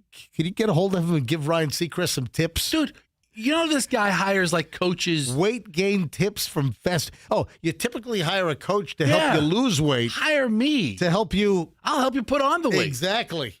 I'll put you through a tough regimen of a lot of milkshakes. Yeah, here's another comment. Ryan looks sickly. You don't want to be described as looking sickly. That's a rough adjective. Looking sickly. I'm looking at the pictures of his Instagram. He looks really thin. Oh, my God. He looks like, you know what? He's looking like Karen Carpenter. Remember back in the day? Yeah, this is not good. I mean, what is causing... He was thin last year. People were concerned last year, and now he's even thinner. So what the hell is going on? I don't know, man. That's what I want to know. Eat a sandwich, Ryan, please. Let me call Michelle. Let me just see how she's doing. So what time did she get there yesterday? She landed about 3. Her flight left Tampa at 11:11. That's right. Yeah, she got there about 2 and change. I know she's listening because she was listening earlier. Hello. Hey, what are you doing? I'm getting up. Yeah, about to say it sounds like she's sleeping. Oh, you're already criticizing the show this morning. I'm getting your texts. What did we do that sucked? No, it wasn't what you did that sucked. Oh, What did I do that? I just saw your complaint. I didn't really get into the meat of your text yet because I'm live on the air. Festa was you read it. Festa was literally mid-story about going to a casino over the summer, and you cut him off. Yeah, listen. Shut up. It wasn't that good a story. That's the text.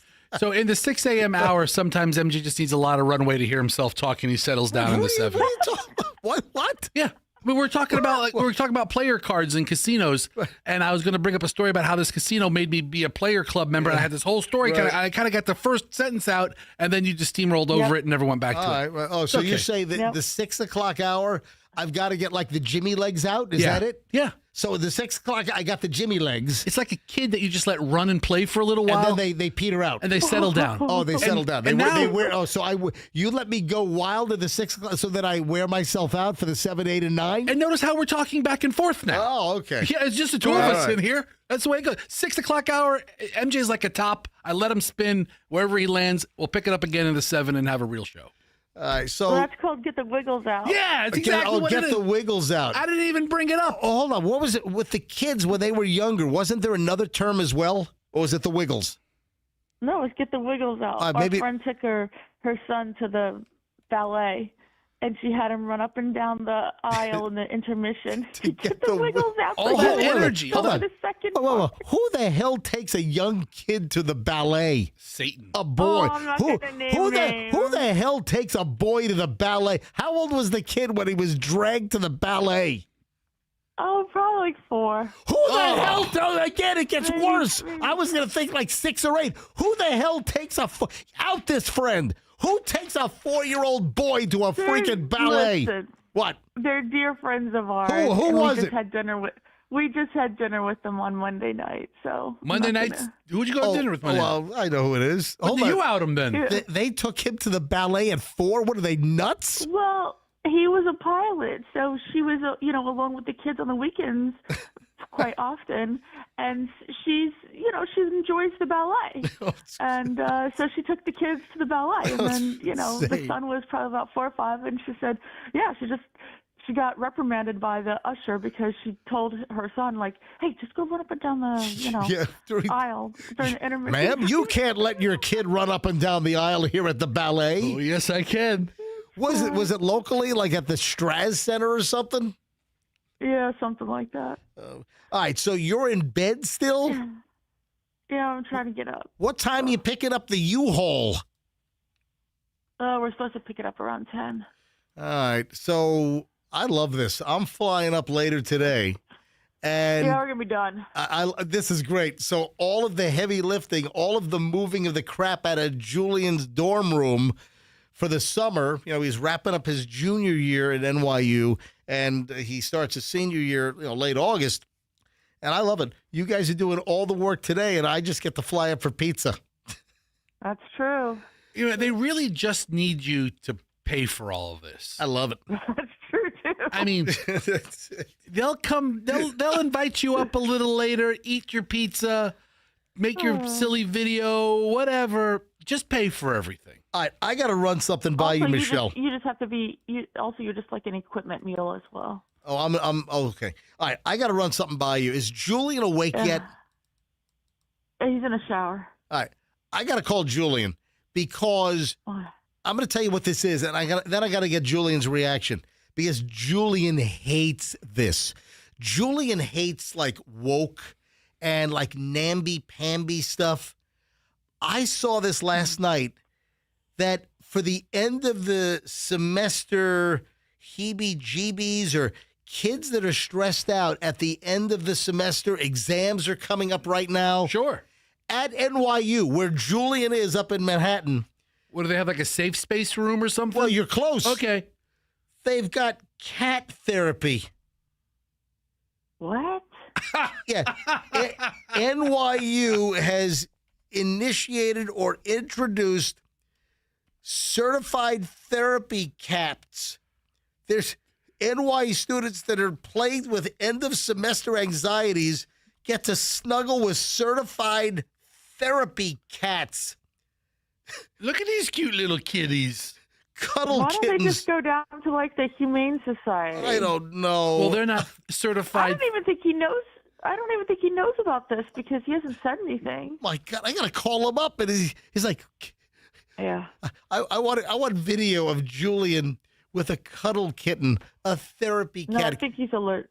I think he's allergic. So I don't Yeah. think that'll work for him. His eyes will swell up and he'll go into anaphylactic shock and have to jam his leg with one of those EpiPens. EpiPens, exactly. That'll All be right. anxiety-inducing for him. All right, sweetie. All right, sweetie. By the way, I would like to point something out. Here, it's 7:58 here on a Friday morning. I just want everyone to know that Michelle flew up on Delta yesterday. And Michelle, did you buy a first-class ticket? What are you doing? You shut up No, over there. I don't know what you're doing. Michelle, hold on. No, I'm going to tell you. I bought the cheapest seat possible. Michelle I was flew sitting up. in between two invalids. Yeah. What? I was sitting in between two invalids. Wait a minute. You were. Can you still say that? Hold on. I don't know. Hold I'm on. still asleep. Hold on. Oh, Michelle, if the plane had a problem, you would have been screwed. You were sitting between Yeah. two invalids. Yes. Okay, MJ and I didn't travel with you. I mean, they were quite pleasant. Let me just say they were quite pleasant. when Oh, you say yeah. when you say invalid, I need more details. Were these like people that had to be wheeled on the plane? Were they in the wheelchair procession? Yes. Oh, really? Were they elderly? Yes. Yeah. Not quite. I mean, they were older than me, so they weren't. Wow. But they weren't like elderly. Oh, yeah. In like Yeah. an emergency evacuation, you would have been burned to a All right, crisp. So an invalid person toasted. invalid person is defined as a person who is weak or chronically ill or disabled. All right, but is it Yeah. politically correct to call her roommates invalids? I mean, they were lovely, quiet people for the duration of the flight. Many We all just- many disability advocacy groups Right? define the term invalid as condescending. Oh no, Michelle. Oh, You're gonna I'm in get trouble. Sorry. complaints now. I mean, far be it from any of us. But I want to point something out that people think, oh, Michelle is all highfalutin. MJ, oh, fancy this, fancy that. You're so weird. No, what do you mean I'm weird? I'm telling a Yeah. freaking story there, tough guy. You're accomplishing the exact opposite of what you want to do. No, I'm not. Look at me. I bought the Yeah. cheap. We all buy the cheap tickets. Well, guess what? I'm going to buy the cheapest tickets for my 2-week vacation in China. Can I tell Ugh. my story? Please. No. when we travel internationally, I will spring for business class, you know.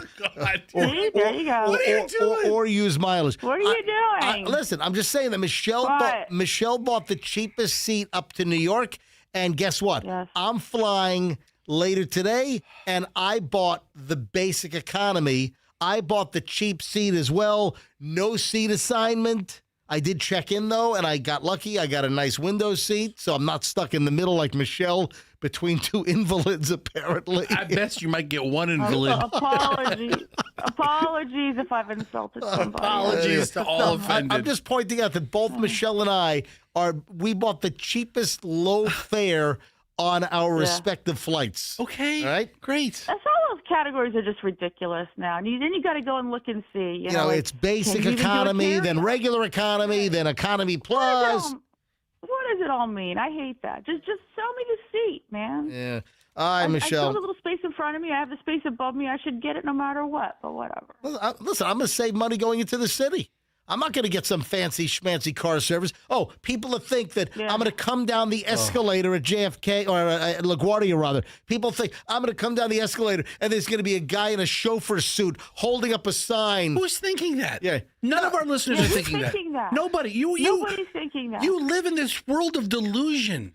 I'm going to take a yellow cab from LaGuardia to the Astoria station for $12, and then I'm going to take the subway into the city for $3. Nobody cares. I'm just saying. Nobody cares. I'm just saying. If you use a public restroom, he's going to use the toilet paper that they've provided. He's not going to carry his own. Such a common man. Michelle, I got to go. I got to take. I made Julian take a taxi last night because I had been up since 4:50 and it was like 10:30 at night. And I was like, Julian, I cannot even barely hold my eyes open and I can't walk.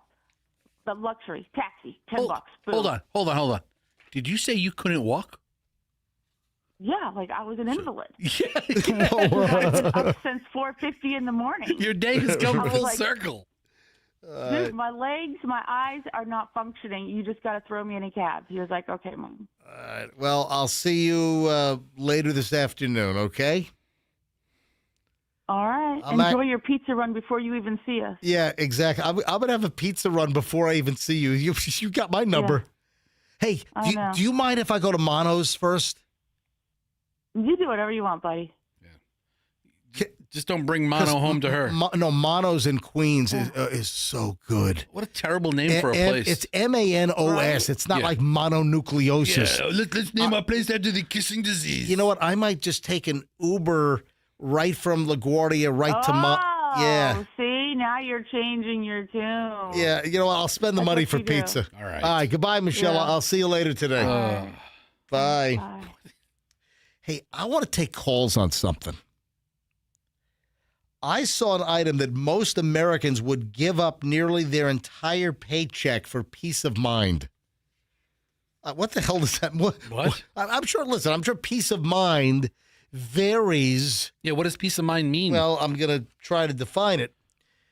A survey of 2,000 U.S. adults found that the average American earning roughly $79,000 a year would spend nearly $57,000 of that annually just to feel financially secure and at peace.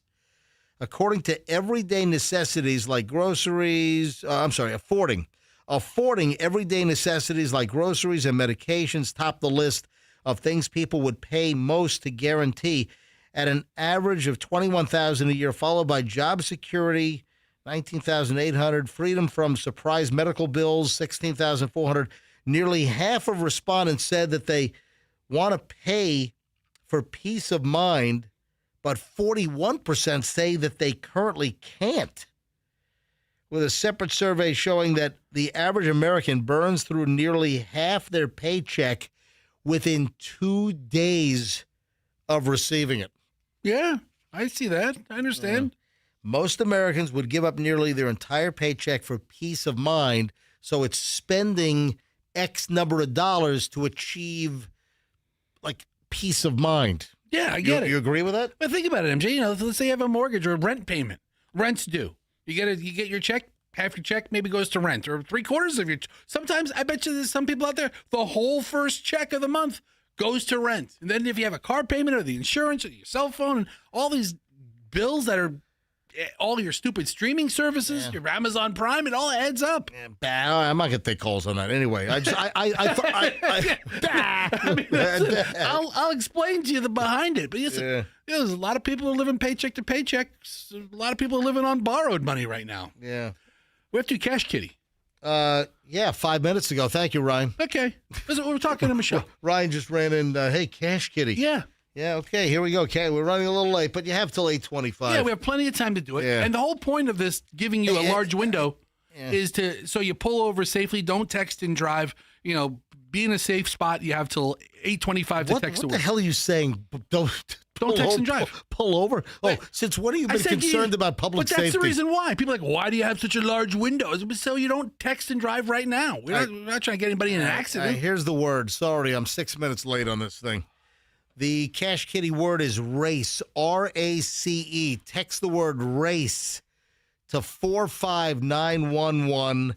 You've got another 20 minutes or so, 8:25. Text the word race to 45911 to be entered to win. You can also enter on our app. That's the MyQ105 app or our website, myq105.com. The word is race. Texted nationwide to 45911. If somebody proposes to you in public, but you've got no interest in marrying them, what should you do? This is interesting. Listen to this. You get proposed to, you're in public, people are watching. Maybe it's at a restaurant, maybe it's at some event. Who knows? I mean, we've seen all kinds of proposals over the years. I've seen too many of them go sideways. So if somebody proposes to you in public and you have no interest in marrying them, and of course it's typically, I mean, I know that things have changed and sometimes the woman will propose to the man, but I got to believe it's 99% of the guys propose to the woman. They take a knee and they say something sappy like, I've never been happier. Would you do me the honor? Listen, I'm talking about traditional marriages. And obviously, listen, you're going to have, in a gay male relationship, a guy's going to propose to a guy or a woman, a woman to a but don't go too far down that road. But no, I'm just pointing it out. Okay, it's fine. So in a traditional... What are you laughing at? I'm sure in a gay relationship, you have a guy propose to a guy. I'm sure. I'm just pointing out. Thank you. Mr. Obvious over here. So what do you do if somebody proposes to you and it's in public, other people are watching, and you don't want to get hitched? You have no interest in living your life with this individual, and they propose to you. What do you do? Off the cuff, what do you think you should do?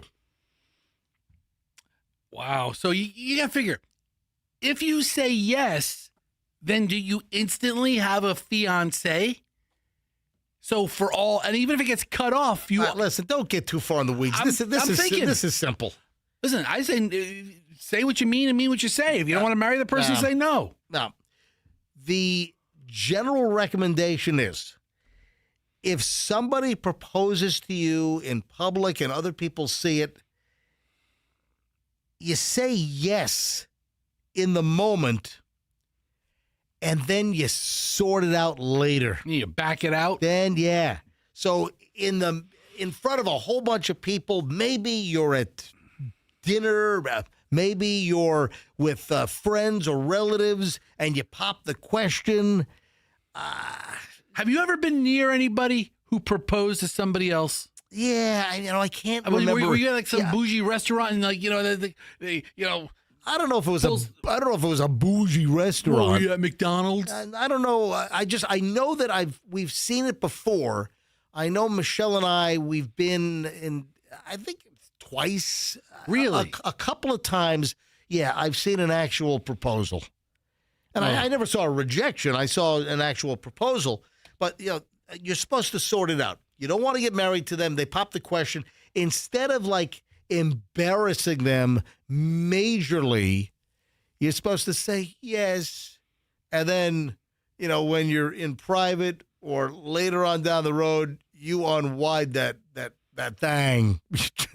dude. Roll it back. That's the thing you take calls on. Talk to women who've been proposed to in public. You know, what an awkward feeling if you got to be 100% sure. I do want to go to phones on that. I know you do. I do. I just don't know if we're going to get a lot. Let's try. We don't need a lot. All right, fine. We only need 2 or 3. All right, 800-990-1047. What's the parameters? I think the parameters are, have you been proposed to? Did you say no? Did you say yes, but then did the unwind later on? Do you know somebody? So maybe it's beyond just you. But the proposal has to be in front of a bunch of people. I mean, if he pulls you aside, I think I proposed to Allison like a dark alley. That's the story. It's like somebody proposes to you in public. Yeah. You don't want to marry them, but you say yes immediately, and then later on, back it out is where you shut it down. You shut it down, pull the plug. We have a sound effect for that, don't we? We do, but yeah. Okay, it's like this. It's the electric shutdown sound. Yeah. Shut it down. Shut it down. We don't even need a sound effect machine. Any angle on this, 800-990-1047, 800-990-1047. You or somebody you know, were they proposed to? Did they say yes, but then short time after, they're like, no, it's not going to happen. So maybe, trying to avoid a public embarrassment or some variation of this. If you have any story whatsoever, 800-990, or do you agree with not shutting them down and embarrassing them in public? Will you marry me? Down on one knee, opening up the velvet ring box. Oh, and will you marry me? Do you agree with saying yes, or should you just say no and just not string them along? I mean, there are so many different variations that we can take calls on right here, right now. Let's go. 800-990-1047. 800-990-1047 is how you get in. Let's start with Missy in Spring Hill. Missy, you're on the MJ Morning Show. Welcome. Good morning. Hey, I kind of feel like it depends on a lot of different things. If you're with somebody for years and they do it to you in public, I mean, they do this and put their heart on the line, and you just don't want to marry them. I think honestly, I would probably feel in my heart that was a big step for this person to take. And I would probably say yes right there, just to, so he doesn't feel like a loser. And then the other part is, if you're at home and somebody does it in the house, or it takes you to a private restaurant, you're sitting in the corner and they do it, and you really don't want to be married, you could be tactful about it and say, listen, I care about you as a person, but I don't feel that same way about you for a lifetime But partner. should you even do it at dinner? Should you ruin because that's going to ruin the dinner. You can't do it at the beginning of the dinner. What is the conversation going to be like, later on during the course of the dinner? If you say, no, exactly what you just proposed, do you wait until after dinner, enjoy the dinner? I mean, because let's face it, if you, you know what, I like you, I just don't want to get, I mean, that's going to really wreck the freaking meal. Yeah, but Missy, I gotta say. Go ahead. Go ahead. No, there's no enjoying the dinner. Damn it. Yeah, it's the latency. It's the new digital phone system blows it. Go ahead. Missy, go ahead. You're on. It's better to just go ahead at that point and be honest, but not ruin the dinner. Just tell them that you care about them. I mean, you wouldn't be there with them for all that time and dating them and going everywhere. Maybe it's just not the time at that moment. You could tell but what is, Missy, what is the end goal? The end goal in a relationship is, I mean, everybody's goal is different. Yeah, you date to try to find the one, and that kind of sucks if one thinks that you're the one and the other does not. That kind of, that's tough. Thank you, Missy. Appreciate the call. Leandra in Tampa. Leandra, MJ Morning Show. What is your take on this? For starters, great pleasure to finally speak to you. I used to listen to you when you were in the other soap, but my take on this is, for starters, if you're in a restaurant, instead of saying yes to them, you should kind of word it differently. Be like, hey, I'm a little bit nervous with everyone watching, or shy. Can we discuss this more privately at home, please? That way you're not really confirming or denying or saying no to it, and you're not embarrassing him, and there's no feelings of negativity of, oh my gosh, she doesn't want to marry me. Leandra, what is your status? Are you married? I do have a partner of 10 plus years. He wants to marry me. I don't think financially it's a good idea because, the whole government and gets your fingers in it. But yeah, he has asked me twice. So he knows that I'm not to deny him. It's just financially not a good move right now. All right, but you do love the guy and you would consider, it's not like you don't want to marry him, but what is his reaction when you say, no, I don't want to get married just yet? I mean, this is kind of what we're talking about. Leandra, it's this guy pours his heart out. And he's like, will you marry me? And you're like, taxes. You've rejected him twice because of government intervention? We're going to have to file together now. Oh, no, honey. If you want to have a marriage, a bonding and not have the government in it, then I guess you can kind of privately go to a little church or something and do the marriage ceremony without signing the paperwork. Are you talking about the government's intervention as far as a marriage certificate being filed with the court? Or are you talking about tax liabilities of married filing jointly? Yeah, all of that shebang, with the state, like he said, and all that stuff. This is a very well thought out argument, Leandra. I got to admit, I'm impressed. Thank you. Well, Leandra, thank you for finally getting through and talking to us. Pleasure talking to you. Thanks for listening. Wow. Can I say one last thing real quick? Please. Yeah, go ahead. I personally think that the reason people are getting into these situations in the first place in the dating field is because they're not seeing it in a transactional point of view. I understand it sounds cold when you say it like that, but not to say there's not exceptions, but for the most general part, you don't really fall in love like that when you first meet someone for a couple of days or a week. You feel me?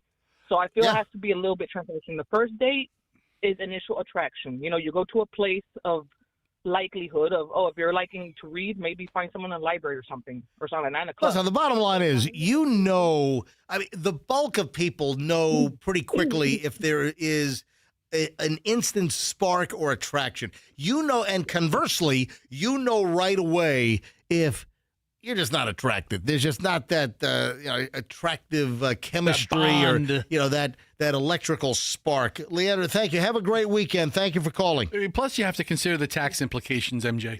It's very transactional. Yeah, I got to go to H&R Block. Yeah, listen, I have to talk.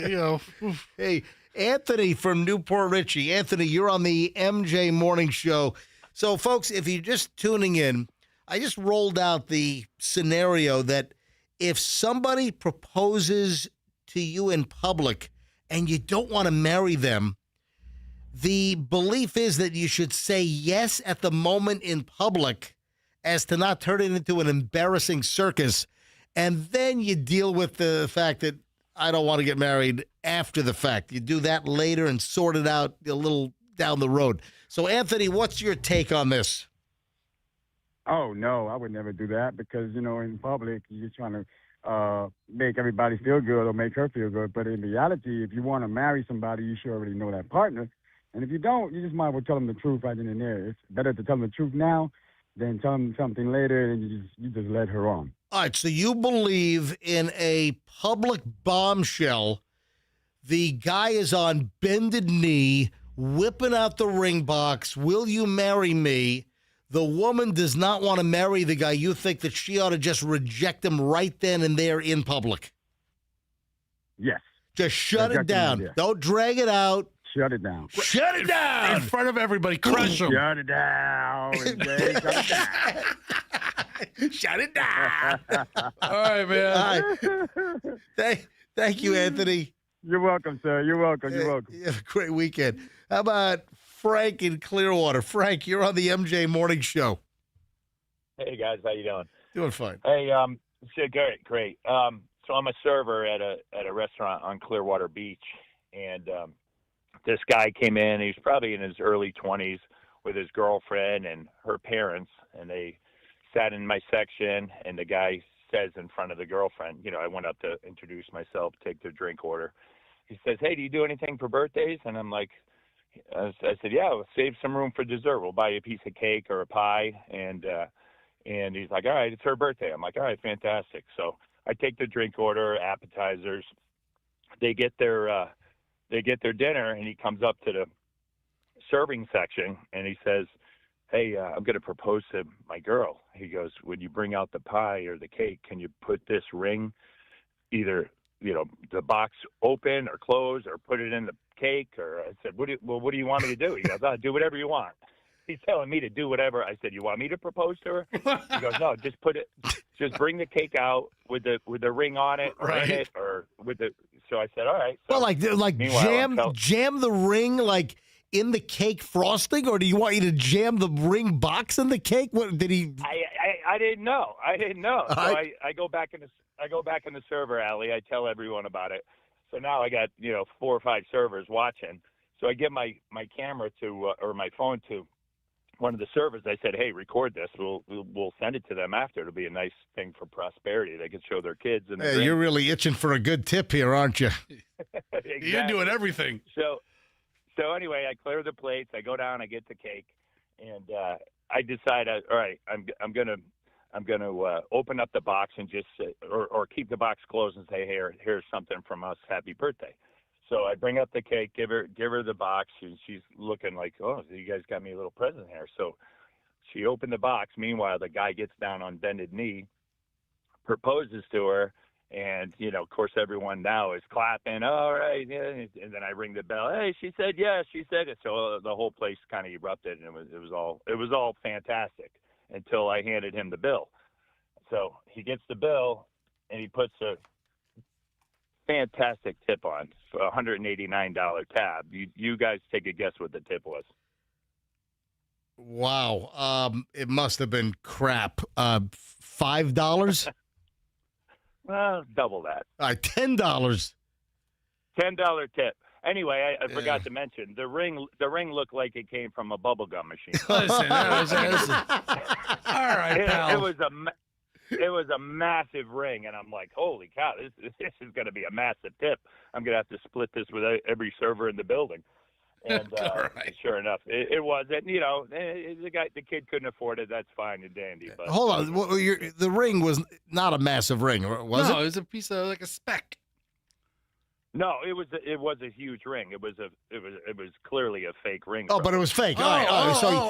It was a huge ring, but it was just it wasn't a real diamond. It was probably just some piece of glass. Well, I'm no gemologist, but I'm saying it was fake because you're not a certified gemologist. No, you're a waiter. So you did right by the guy though. Yeah. All right, man. You don't have a certificate from the American Gemological Society? No. What are you talking about? Exactly. All right, Frank, thanks for the call, buddy. I appreciate it. Frank. Oh, Anonymous. Okay. Anonymous in Spring Hill. Hello, Anonymous.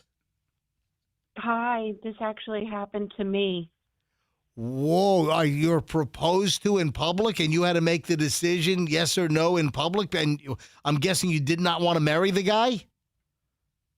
Yes, we had been together maybe about 8 months. It was New Year's Eve. We were on a rooftop fancy with another couple who was actually, one of the girls was my assistant manager. And oh my God, this is exactly, so finally, this is exactly what I'm talking about. All right, so New Year's Eve, rooftop, where did it happen? What location?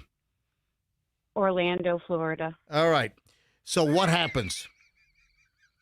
So the fireworks were going off, and I turned around, and he was on one knee and proposed in the middle of an entire crowd. Oh, my God. So it's New Year's Eve. It's midnight. The clock strikes midnight. The fireworks are going off, and his whole plan was, I'm going to propose right on the new year, the fireworks under the glow of the bombs bursting in air. It's going to be beautiful.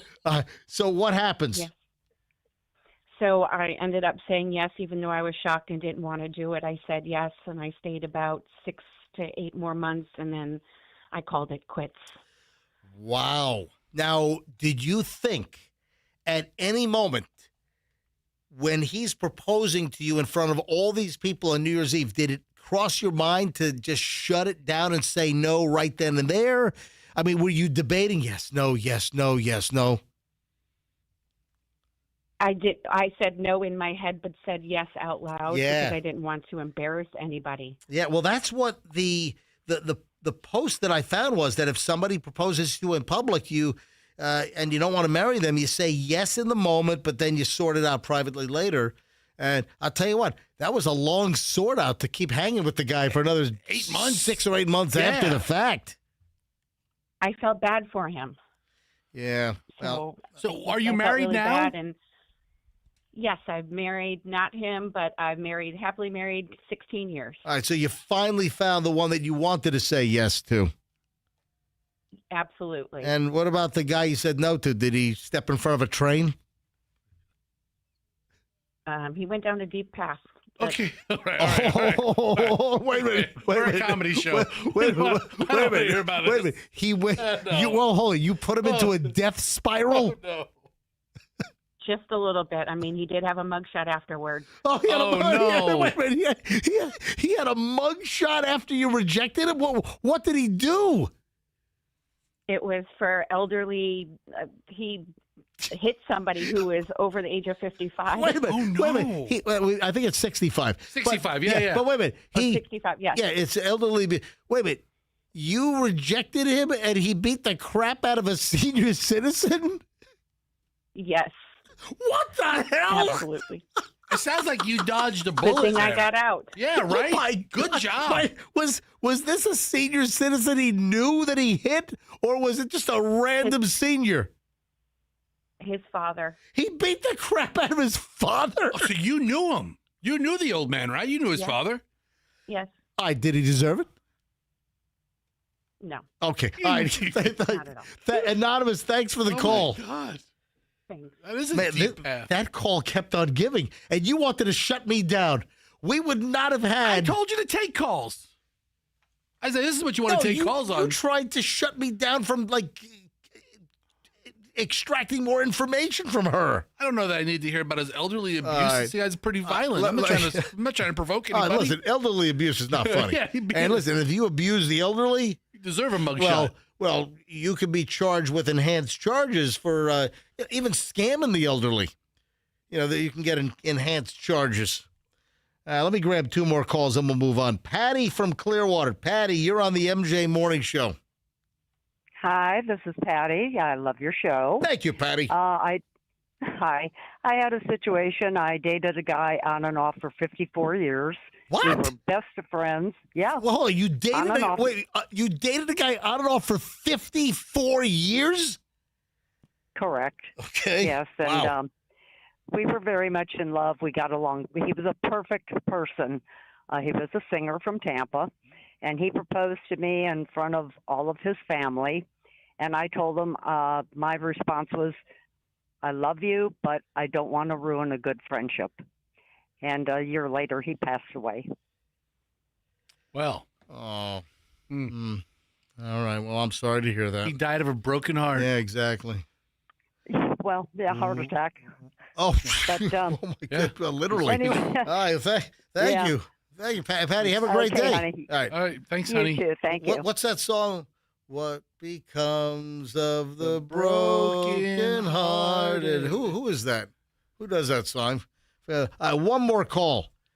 How about Ali from Seminole? Ali, you're on the MJ Morning Show. Welcome. Hey, MJ, how are you? Oh, is it Ali? It's Allie, yeah. No, let's keep calling her No, Ali. dude, it says A-L-I. How do you spell your name? Allie. Yeah, so it says A-L-I, which is Ali. Ali, yes. Exactly. Like Muhammad Ali. If it said A-L-L-I-E, I would have... Everybody gets that wrong. I don't know why. It's so simple. All right, Ali, go ahead. It's actually short for Alicia, but All right. nobody ever calls me that. Alicia. All right, Alicia. I'll call you Alicia. Go ahead, Alicia.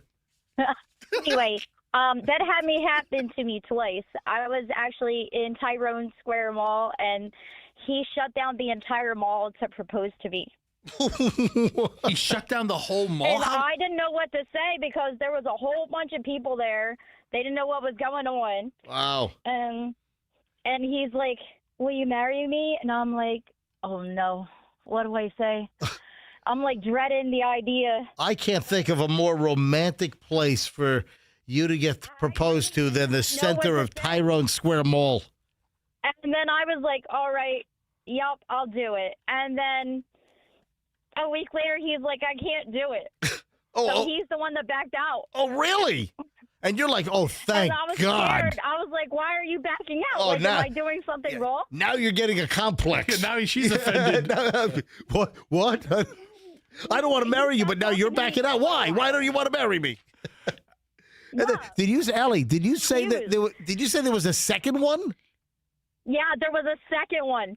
So he talks to me a little bit later, and we got back together about a year afterwards, and then he took me to the Raymond James Stadium and asked me to marry him there, too. What was the event at Ray J? Monster Jam? It was like a freaking concert with Creed and everything. Dude, what's up with these guys? Back in the day.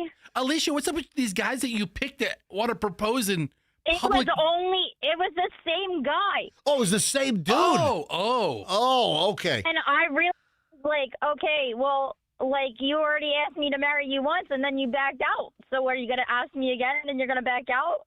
And he said, yeah, I'm going to back out again. So I was it. I was like, I can't play games. What is your current status? Are you hooked up? I'm not married. How old are you, Allie? I am 42. Gotcha. Allie, you have a fantastic weekend, and I hope that something does work out for you. Hey, all right. You too. All right. Have a good day. So long. All right, that turned out pretty well. If you propose to somebody in the mall, do you do it like at the food court? Yeah. In front of like the Asian food stand where they're giving like little samples of sweet and sour chicken? Well, let's get the proposal catered with the free little chicken samples on the toothpick at the mall food court. We're going to need all those samples. You know what? And when you didn't take their sample, they got offended. Oh, I got offended. You know what I'm talking about? Yeah, he took it personally. Yeah, if you didn't take their little sample on the toothpick, they got really, really offended. So, hey, there is something that I did not really put together yesterday. Do you remember we did a segment about guys that are gamers, and the question was a woman, and this kind of started a big debate online. A woman made a statement that the most unattractive thing for her is a guy that sits around and games all day. That's like a deal breaker. Right. If a guy is just sits around and games, that's it. Not interested. So we take a couple of phone calls on this yesterday. And do you remember the person pointed out that they were with a guy or knew this guy that gained so much and wore the gamer's headset that he got a dent in his head, that the headset like dented his skull. Right. And then remember what she said? Look it up. Look up. It's a real thing. Guys that game so much, they wear the headsets, and it puts like a dent in their head, like a baby soft spot. Well, guess what dawned on me? You have a dent in your head from wearing headphones? I wear these big, heavy, clampy, vice-like headphones. I've worn these things since I was 16 years old professionally, and I don't think I'm feeling my head. I don't think I have. I just took my headsets off. I don't feel a dent. I don't think you have a dent. I don't. You want to touch my head? No. You want to feel me up? Maybe. Let's get a couple of drinks first. I'm not feeling a dent, and these things are heavy, and there's metal. I mean, I've never. These are the COS Pro 4 AA's, and if you're watching me on MJ TV right now, I mean, people make fun of these. Hey, MJ, even other radio folks. Oh man, you're still using those? Those went out in the mid '80s. Those headphones. I love these headphones. I love the COS Pro 4 AA's. They still make them because it for me it gives the best enclosed radio sound. So I've always loved these but I don't have a dent. And I was gonna, if I were going to get a dent, these headphones would give me a dent. There's a bunch of I went to images first of all. Like, look at this WikiHow, how to get rid of headphone dent and prevent the future one. There's a whole deep dive into what to do if you have dented head. I went to images. There are dudes. Look at this guy. Look at that dent on his head. Oh my God. There is, but it's like the top part of the head. I don't have that. And I'm feeling I do not have headphone dent. Does he have it too tight to like? But that's like the squishy part of the top of his head. Listen, if you type in gamer headset dent in head, at least that's what Fester typed into the Googles. That's my search term. And then you hit images, you'll get pictures of guys that have dented heads from the gamer headphones. But I've never had that. Some of them are really dramatic. People need to loosen up your headphones, man. Hey, did you find the Bonnie Tyler karaoke video? Yes. Did you find? Listen, no. What do you mean no? Yes or did you find? You said find Bonnie Tyler singing. No. I said find somebody doing the Bonnie Tyler song karaoke style. Doing Total Eclipse of the Heart. No, I typed in karaoke and all like the karaoke tracks pulled up. No, just type in somebody singing Total Eclipse of the Heart is what you want. So instead of having to cut it out of the show or cut it out of the podcast. That's a good way to get around it. That's what I'm saying. Dude, hey, you're catching on. I mean, so I've got a story about Bonnie Tyler. Would the Glee version be copyrighted? I don't know. I'm looking for somebody at a freaking karaoke bar. So here's a cover. I want like a homemade video of somebody singing Total Eclipse of the Heart at a karaoke bar. You can't find that? I'm looking. There's nobody like here's Kelly Clarkson singing it. Here's One Direction singing it. No. There's nobody standing like in front of Mugs and Jugs. Dude, on karaoke night Thursday with Storm and Normie. Type in somebody singing Total Eclipse of the Heart at a karaoke bar. Just type that in. So that's my way around. So now we can play these song clips live on the air. So we're covered licensing wise. So we can play the song clips if we're live on the air or if we're live on MJTV on YouTube. It's after the fact that on our podcast and the replay of MJTV that we get into copyright violation areas if we use the actual song. I think I got somebody. Right. So instead of using the real song, because I want to talk about Bonnie Tyler, we're going to use a karaoke version. Here's the deal. The last I saw, Bonnie Tyler was in an induced coma. Oh, no. Yeah, Total Eclipse of the Heart. Bonnie Tyler was in a medically induced coma after being rushed to the hospital. That's terrible. In Portugal. Is it heart-related? Bonnie has been put into an induced coma by her doctors to aid her recovery. We know we wish her all well, and they're asking for privacy at this difficult time. That's according to her manager. A statement from her manager. We know you wish her well, but we ask for privacy at this difficult moment. We will issue further statements when we're able to do so. Is Bonnie Tyler going to die? Well, on Wednesday, earlier this week, on her official website, it revealed her hospitalization. We're very sorry to announce that Bonnie's been admitted to the hospital in Faro, Portugal, where she has a home, and she had to have an emergency intestinal surgery. Oh, no. Wow, a total eclipse of the intestine. I hope. What? I hope she makes a really dramatic turn around in her medical. Oh, yeah. Yeah? Huh? Yeah. I found somebody singing Bonnie Tyler. All right. At a karaoke bar. And then, hey, go and run. Let me hear it. Go ahead. Go. Yep. All right. Every now and then I get a little bit lonely, can you make me come around? Every now and then I get a little bit There it is. That's what I'm looking for. Turn around, bright eyes. Yes, all the years have gone by. Turn around. Yeah, we're not going to get copyright violated for this. No.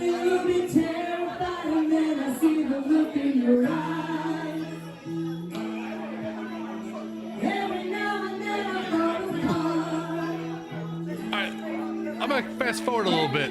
Oh, no. Hey, this is good. Here we go.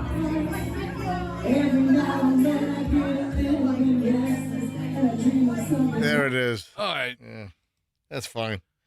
Yeah, I don't see that. Is she out of the induced coma? Oh, no. Yeah, I'm just seeing Bonnie Tyler 6 hours ago. This is from the BBC.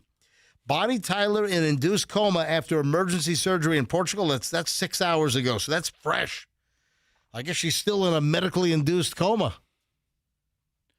Thoughts and prayers. Bonnie Tyler. How old is Bonnie Tyler? Bonnie Tyler is 74? 74. You guessing or do you know? No, she's 70. No, it's 70. When she's I ask 74. you, it's a guessing game. No, because you could say I already know. No, well, because I didn't have the age right in front of me, I thought I recalled reading that she was 74, and I was correct. Well, and then she's I looked down, 74. and then I saw and I was confirmed. Yeah. Yes. So she's hospitalized. She's in an induced coma following emergency intestinal surgery. What other songs did she have? I think that was it. Did she do Holding Out for a Hero from the Footloose soundtrack? She might have did Holding Out for a Hero. I think she did that as well. Holding Out for a Hero. Yeah, Yes. right there. Yeah, that was from the Footloose soundtrack. Can you how many songs can you name from the Footloose soundtrack? Holding Out for a Hero. You wouldn't have known that. Well, I got it now. So That wasn't the question. Everybody cut loose, Footloose. That's the big And one. the Footloose song. Right. That might be it. Then Total Eclipse of the Heart, right? Was that in? Was that? So both Oh, different songs? no. I'm sorry. It was Holding Out for a Hero. Holding Out for a Hero from the Footloose song. Come on, there's another biggie. What? I don't know. Almost Paradise. Wasn't that from the Footloose soundtrack? Ann Wilson and Mike Reno? Almost Paradise. Almost Paradise. Denise Williams, let's hear it for the boy. Let's hear it. That was a biggie. That's Yeah. right. Let's hear it for the boy. Denise Williams. Let's hear it for the boy. Let me look at Dancing in the Sheets, Shalimar. Dancing in Sheets. There's a lot of good hits from Dancing that in movie. Sheets. Yeah, the Footloose soundtrack. I think that's it, though. The Girl Gets Around by Sammy Hagar? Yeah, I don't know that one either. Deep cut. Yeah. But yeah, the Footloose song by Kenny Loggins is obviously the biggest one, but let's hear it for the boy. Yeah, there were 5 hits. So Footloose, Let's Hear It for the Boy, Almost Paradise, Holding Out for a Hero, Dancing in the Sheets. Those are the biggies from the Footloose soundtrack. Okay, so in one way or another, each of these hit songs have to do with Bonnie Tyler's medical ailment. Let's hear it for the boy. That's maybe like the doctor. I don't know. This is a stretch. Almost Paradise. Oh, she almost buys the farm, so she almost goes to heaven, paradise, right. heaven. Yeah, heaven. Holding Out for a Hero. Maybe she needs like an intestinal transplant. She needs and Dancing in the Sheets because she's in the hospital bed. That's terrible. That sucks. Let me ask you a question. What? There are people saying, no way, I am not going through this again. What is in the news cycle right now that has people all scared saying, nuh-uh, I'm not, people are popping up on video. I've seen this in my Instagram feed. I saw somebody shoot a video. Nuh-uh, I'm not dealing with this again. I'm telling you right now, I ain't got no time for this. Nuh-uh. Do you know what I'm talking about? I think I do, but I don't want to be wrong. What do you think it is? Is it the Hunta virus? Yes! Yes! we haven't talked about it. I don't know, man. Yeah, you're correct. The Hunta virus. I think Hadley asked me, we were watching the news and it was like, on a boat, blah, blah, blah, people with Hunta virus. And Hadley was like, is this the new coronavirus? And I was like, it better not be. Because... Yeah, so people are getting nervous and scared with the report of this Hunta virus. How do you pronounce it? Is it Junta or Hanta? No, a junta, I think, is like a military coup kind of deal. That's a junta. That's what I thought it was. Junta. No, it's Hunta. Hunta. It's Hanta. And it's, you get it from like vermin, from rats. Listen, Gene Hackman's wife. She had Hunta virus? She died from Hunta virus. She got it in freaking Albuquerque, New Mexico, wherever the hell they live, Santa Fe, wherever, Gene Hackman died, then she had Hunta virus. I mean, holy crap. Yeah, people are nervous because there were like 23 Americans, I want to say, all told, I think there were like 23 Americans on that ship. Now, this is the interesting thing. on this hantavirus ship that's floating around in the Atlantic, Right. off the coast of Africa. Nobody's going to let it port? Well, I think the Canary Islands might let them in now. All right, but here's the deal.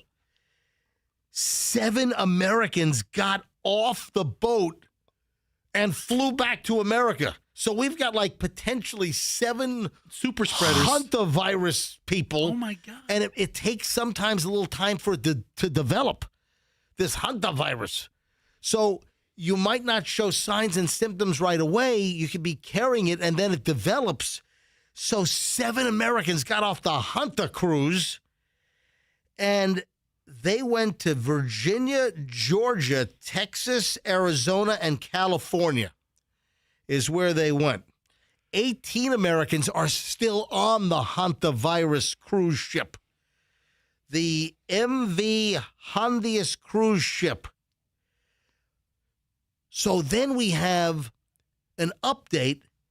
A KLM flight attendant apparently has come down with hantavirus after somebody with the hantavirus from the cruise was on the airplane, but then they took him off the plane before they took off.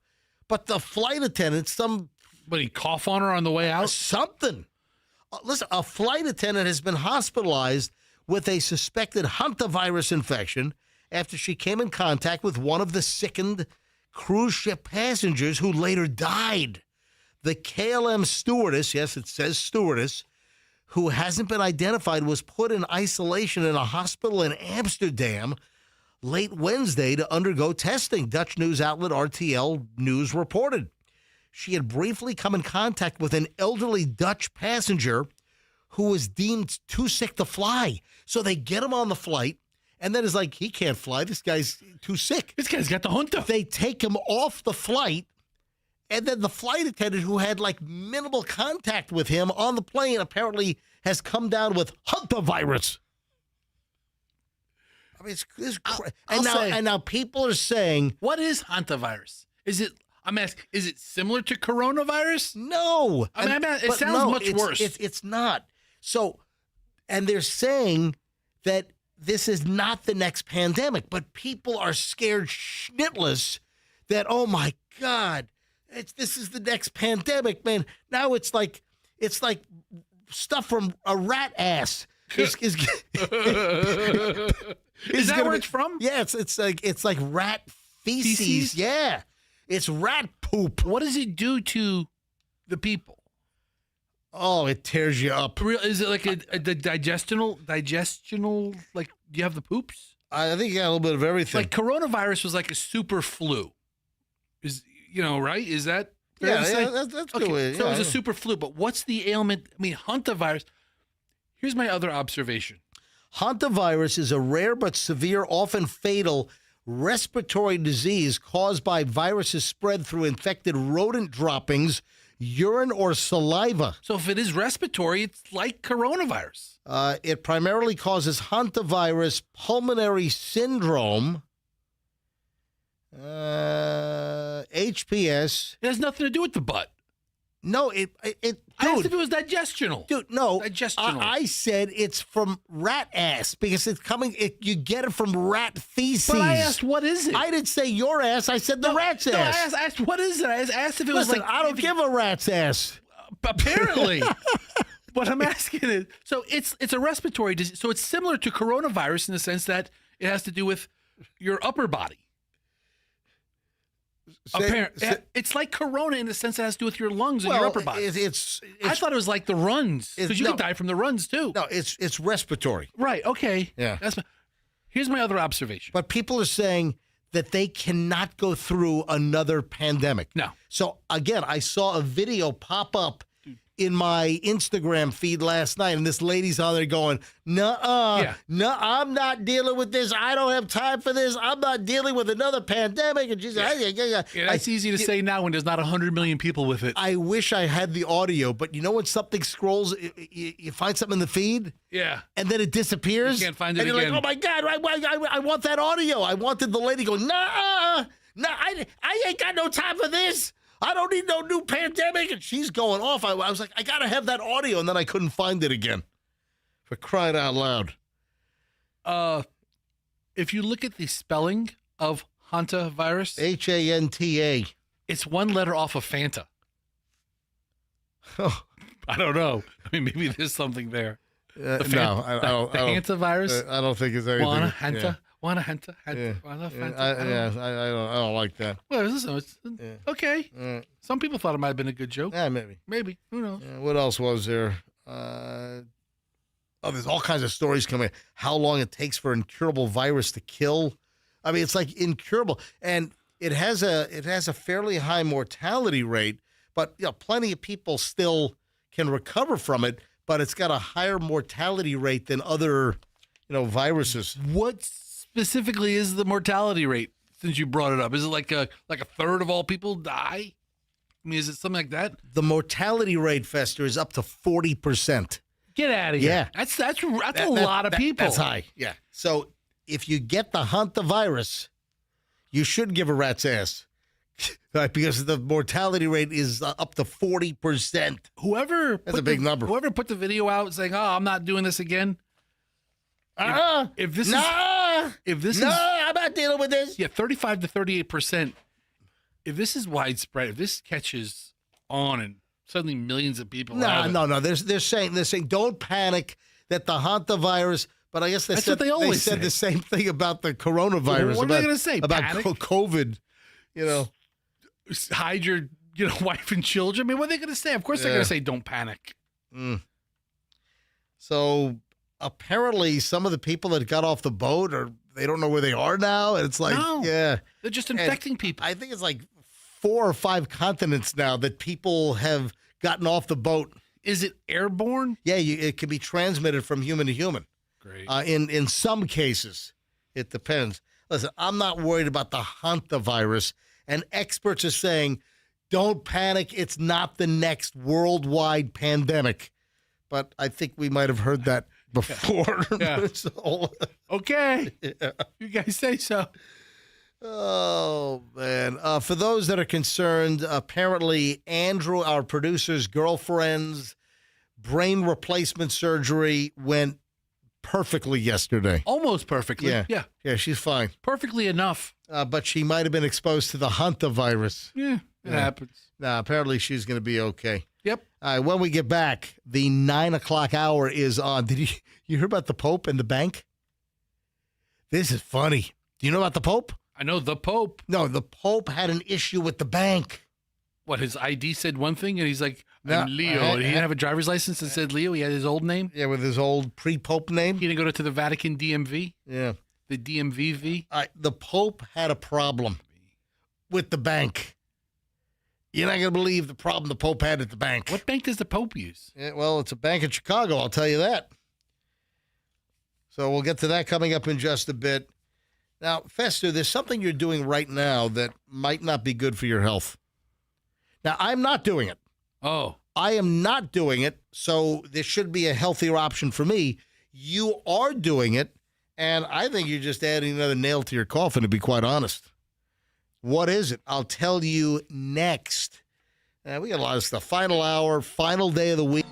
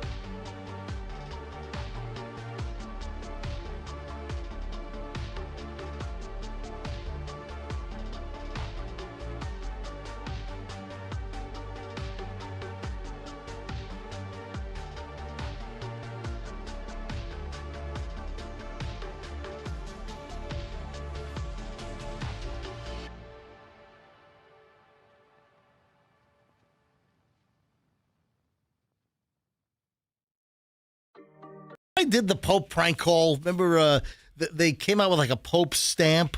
Yeah. And somebody was selling a Pope stamp, and I called up about I feel bad if licking the Pope. Remember that? That was a crotchety call. Lick the It was, Pope. yeah, it was like a live crotchety. It was one of like the. Is it on one of the CDs? Yeah, it might be. I ought to look for that here in a few minutes. Yeah, lick the Pope. Anyway, there's a funny Pope story, which came from the Pope's brother, who lives in Illinois. I thought he lived in Sarasota. No, I'm sorry. You're right. So did he move to Sarasota? Yeah, but they're from Illinois. Yes, they're from outside of Chicago. Yeah, yes. So I'm conflating because the Pope had an issue with his bank. A Chicago bank employee hung up on Pope Leo. Not recently, I hope. The Pope, this is hysterical. The Pope is calling up his bank in Chicago to try to change his address. I mean, this is, are you kidding me? The Pope tried to change his address on file to the Vatican, and the bank employee thought it was a prank and click, hangs up on the Pope. I mean, that's a one-way trip to hell right there, right? You don't hang up on the Pope. Yeah, this is according to the Pope's brother, John Prevost. All right, so John's the older brother. Yeah, does he live in Sarasota or? I'm sorry. So here's the two. He has John and Louis. Louis lives in Florida. Okay. And John is still in Illinois. Yeah, you're correcting me. Well, I thought he had one brother. You're making me think like you're gaslighting me over here. One brother. You're making me think like I'm an idiot over here. Maybe I was, Right. but I don't know the Pope's brothers. So the brother, I knew I had it right, and you're like getting me to doubt myself over here. When he became Pope, they had this big story. They went to go visit this guy, and he's wearing like golf clothes, just hanging out on his lanai. That's the younger brother who lives in Sarasota, right? Yeah, he's like, my brother's the Pope. All right. So the older brother is still up in Illinois, and his name is John. John. Yeah. So he tries to change his address, and he calls up his bank, and they hung up on him. Who's the Pope's bank? It's the Does it have like a Citibank account or like a Chase or like a Bank of America? I don't know. It was a branch in Chicago, so I don't know if it's a regional bank, if it's a Chicago area bank, or if it's one of the national chain banks. I don't know. Is the account under his name, or does it say Pope Leo now? I'd like to change the name of my account. Does he have credit cards? Does he? I don't know. Does he have a debit card? Does he have like a rewards card? Does the Pope get points for gas in the Pope-mobile? I mean, I have so many questions now. Yeah. Oh, man. They thought it was a prank, and they ended up hanging up on the Pope. That's pretty funny. All right, Fester, you're doing it right now. Oh. I am not doing it right now. Okay. All right, a little bit of a riddle, folks, at 9:06 here on a Friday. Little bit of a riddle. All right. You're doing it now, and I'm concerned. I am not doing it now, and is it a better option? Do you have any idea? You're doing it. I'm not. Hold on. Marilyn is in the studio. Marilyn, grab the microphone. Marilyn is our Burger King friend. A very avid morning show listener. Who just brought Fester a whole bunch of Burger King goodies. All right, Marilyn. Good morning. Very close to the mic. Yeah, get right out of that mic. Marilyn, do you have any idea what Fester is doing right now that I'm not doing right now, and I'm very concerned for Fester? Yes. What do you think he's doing? He's sitting and you're standing. Yes, 100% right. Okay. That's why you're in the upper percentile of Burger King managers around the country. Thank you. Right there.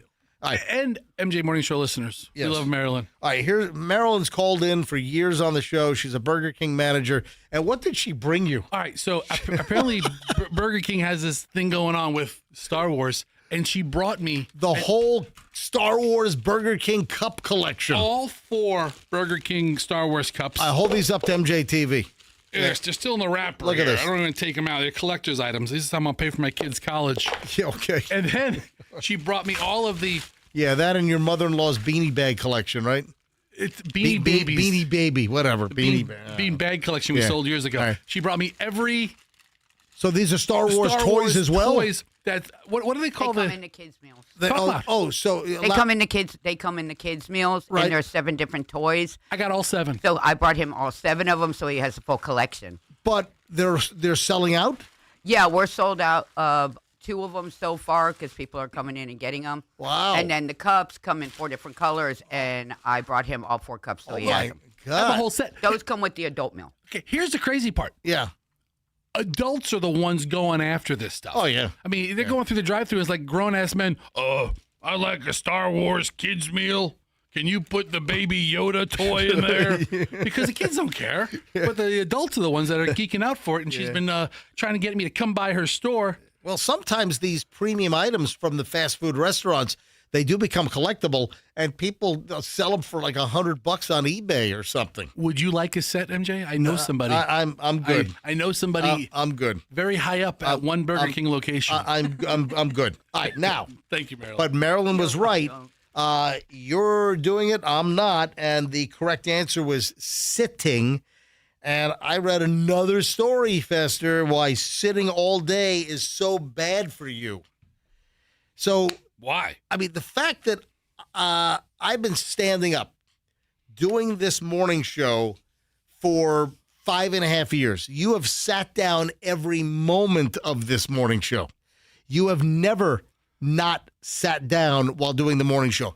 I'm standing the entire, so we'll be 6 years back, and I've stood the entire time. I'll lay down all if 4 I hours. could. I don't even have a chair on my area behind the control board here. I don't even have a chair. I have nothing. I stand the entire show. I'll dead ass take a nap if I could. Okay. I'll sleep during this segment. Watch. Now, listen, the research shows that, that is a sedentary lifestyle. You're sitting there for 4 hours a day. Yeah. And it's not good for you. What, you're going to live an extra week? Great.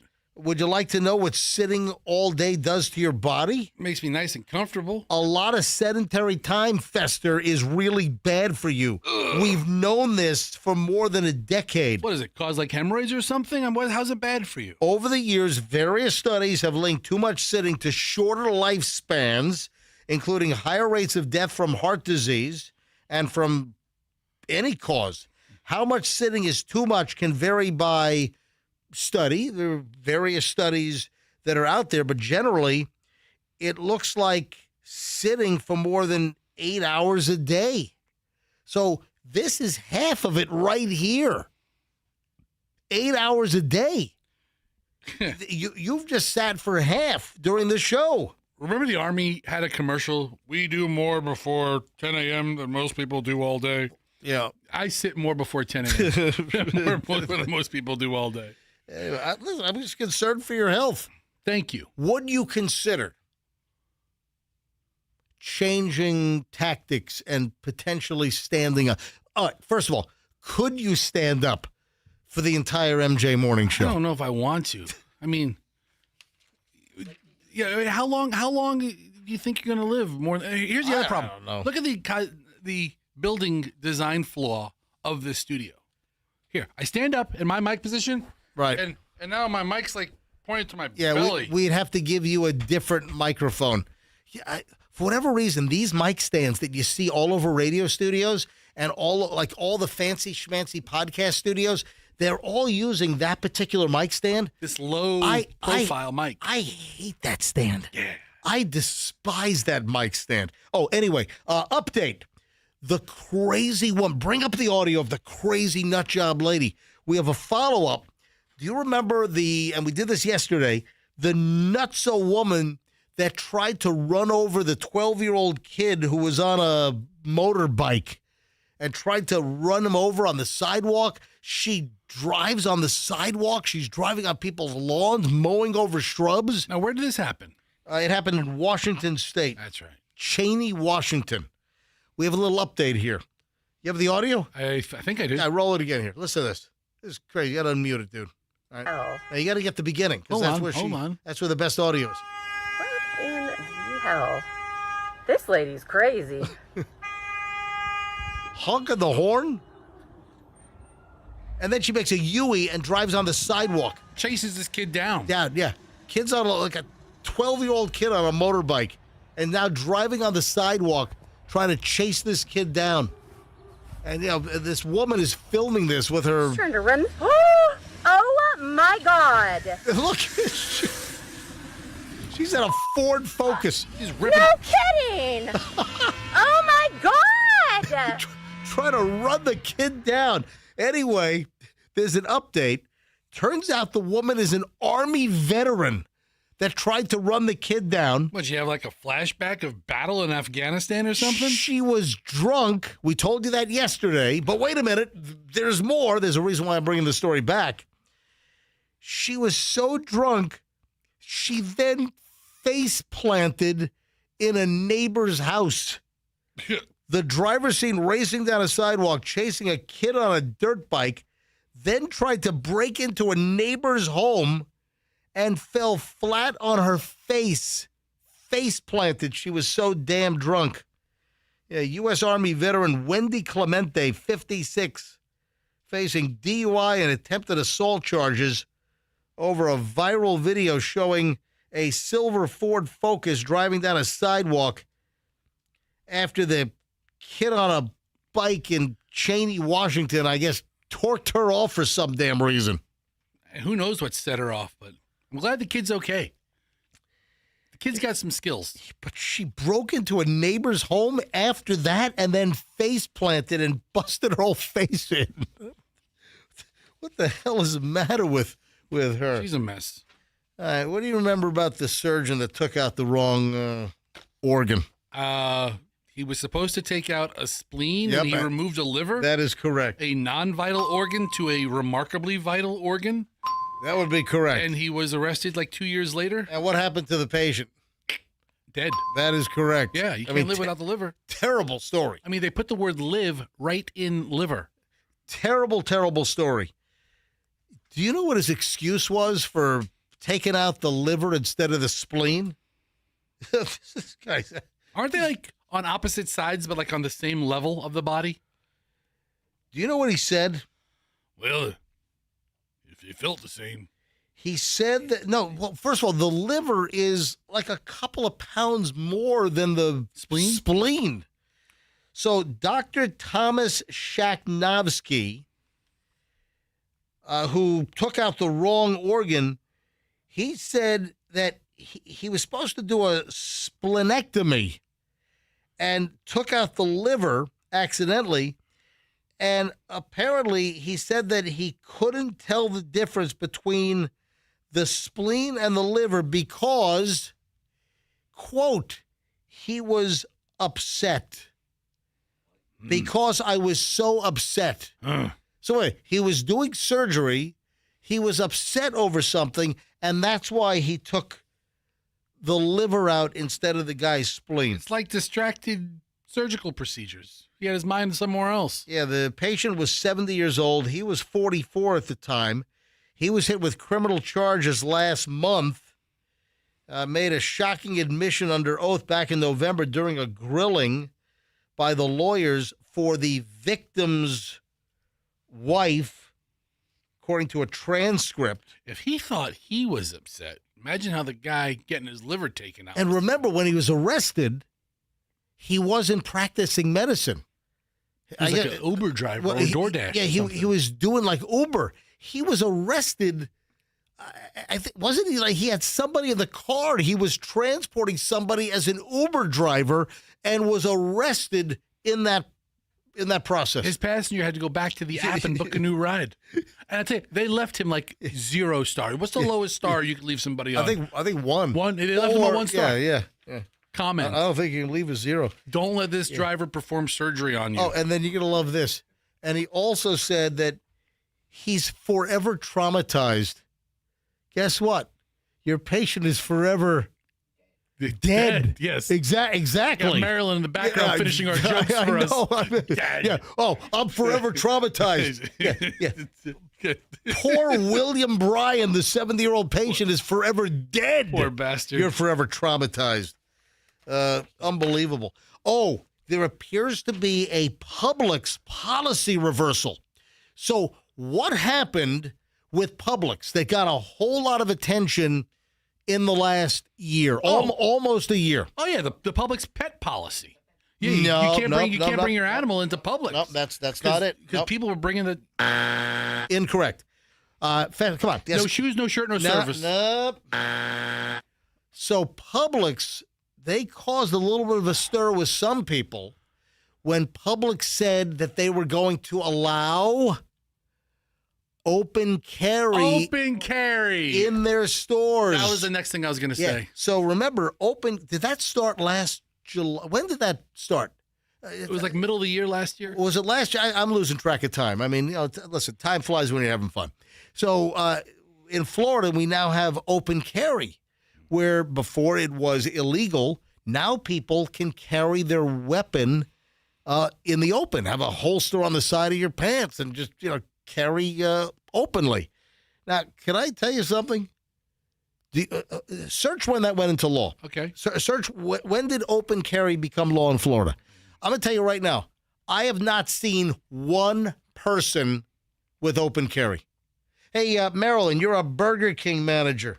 Have you ever had a customer come in with open carry with the other than a police officer, a known police officer? Have you ever had a civilian walk in with an open carry weapon? No, I have not. Yeah, I have not seen it. And listen, I'm out quite a bit. I have not seen it. When did it go into effect? September 25th of last year. Right. So it was last September, and I have not seen it. To this day, I have not seen anybody here in Florida with open carry. Neither have I. Yeah. And here's the deal.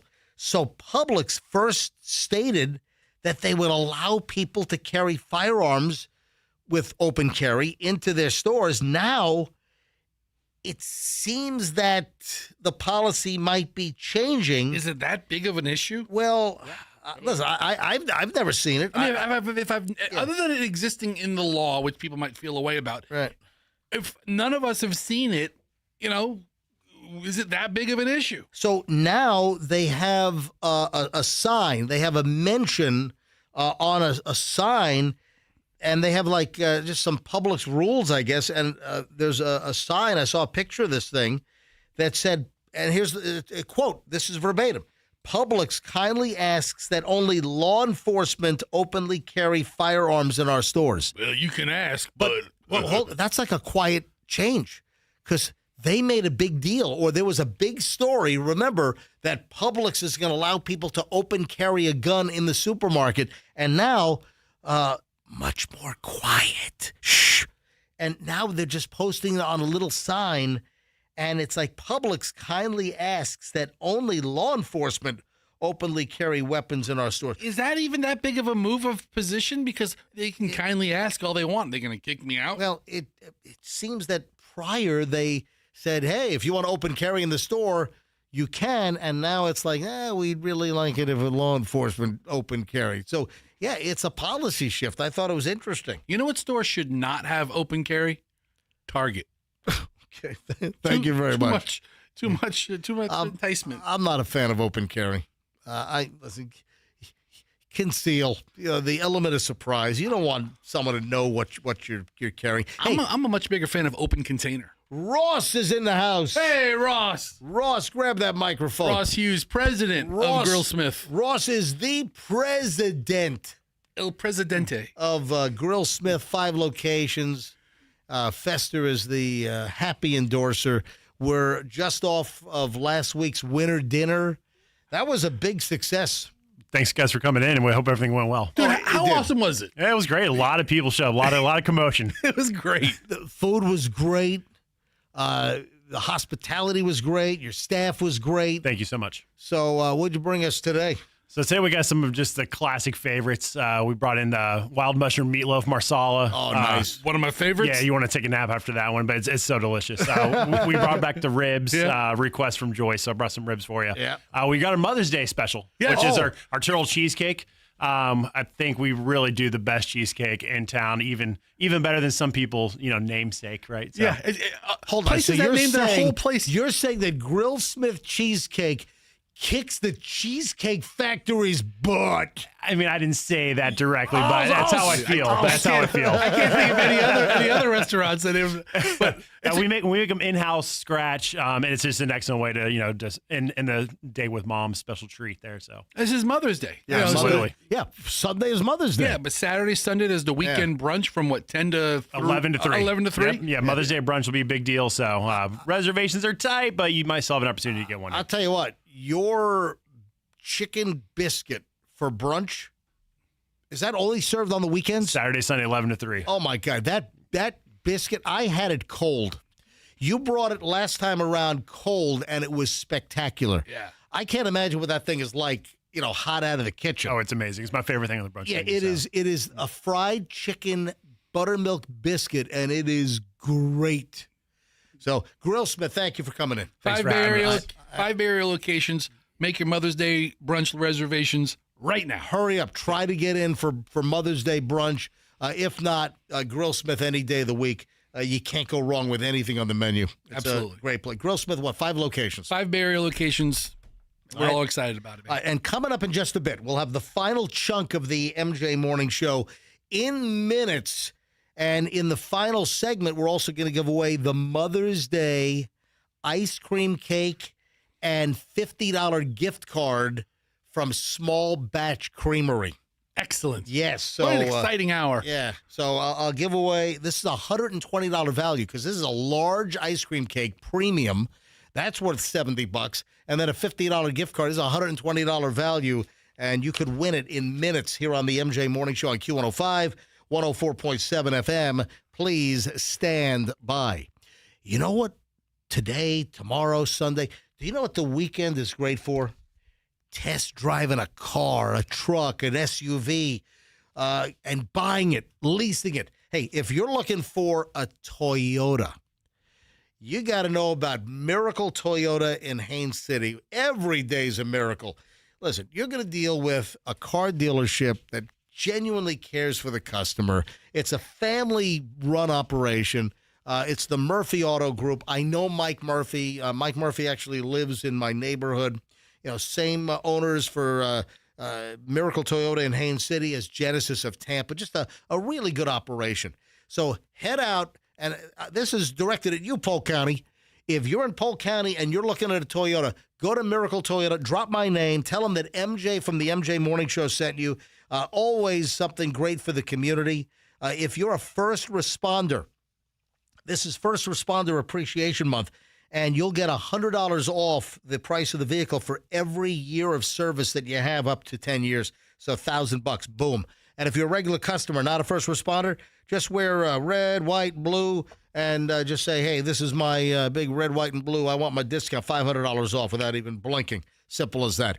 Miracle Toyota, great Toyota dealership, and tell them that MJ sent you. There is an unbelievable offer from Zero Res. I thought the deal was good last month and the month before. It's even better now. It's even a couple of dollars cheaper. Zero Res Carpet and Air Duct Cleaning has an offer you can't refuse. Get your carpets clean for just $35 a room. So 3 rooms, do the math. 3 rooms is $105. It's a couple of dollars cheaper than the last promotion. That was already great. So $35 a room. You want to get the stairs done? $35. So this is more than 50% off the standard price. What about air duct cleaning? $50 off air duct cleaning right now. It's ZeroResTampaBay.com. Get your carpets cleaned the right way. Zero Res uses ZR water. It's a patented electrolyzed water process. It gets your carpets cleaner so they stay cleaner longer. You don't get the residue and the soaps and the shampoos that the other companies leave. You want Zero Res, trust me. Go to ZeroResTampaBay.com, ZeroResTampaBay.com, and tell them that MJ sent you to get these great prices. Air Rescue is your air conditioning company. You will have an air conditioning problem. Your air conditioning is going to crap out. When it does, remember Air Rescue.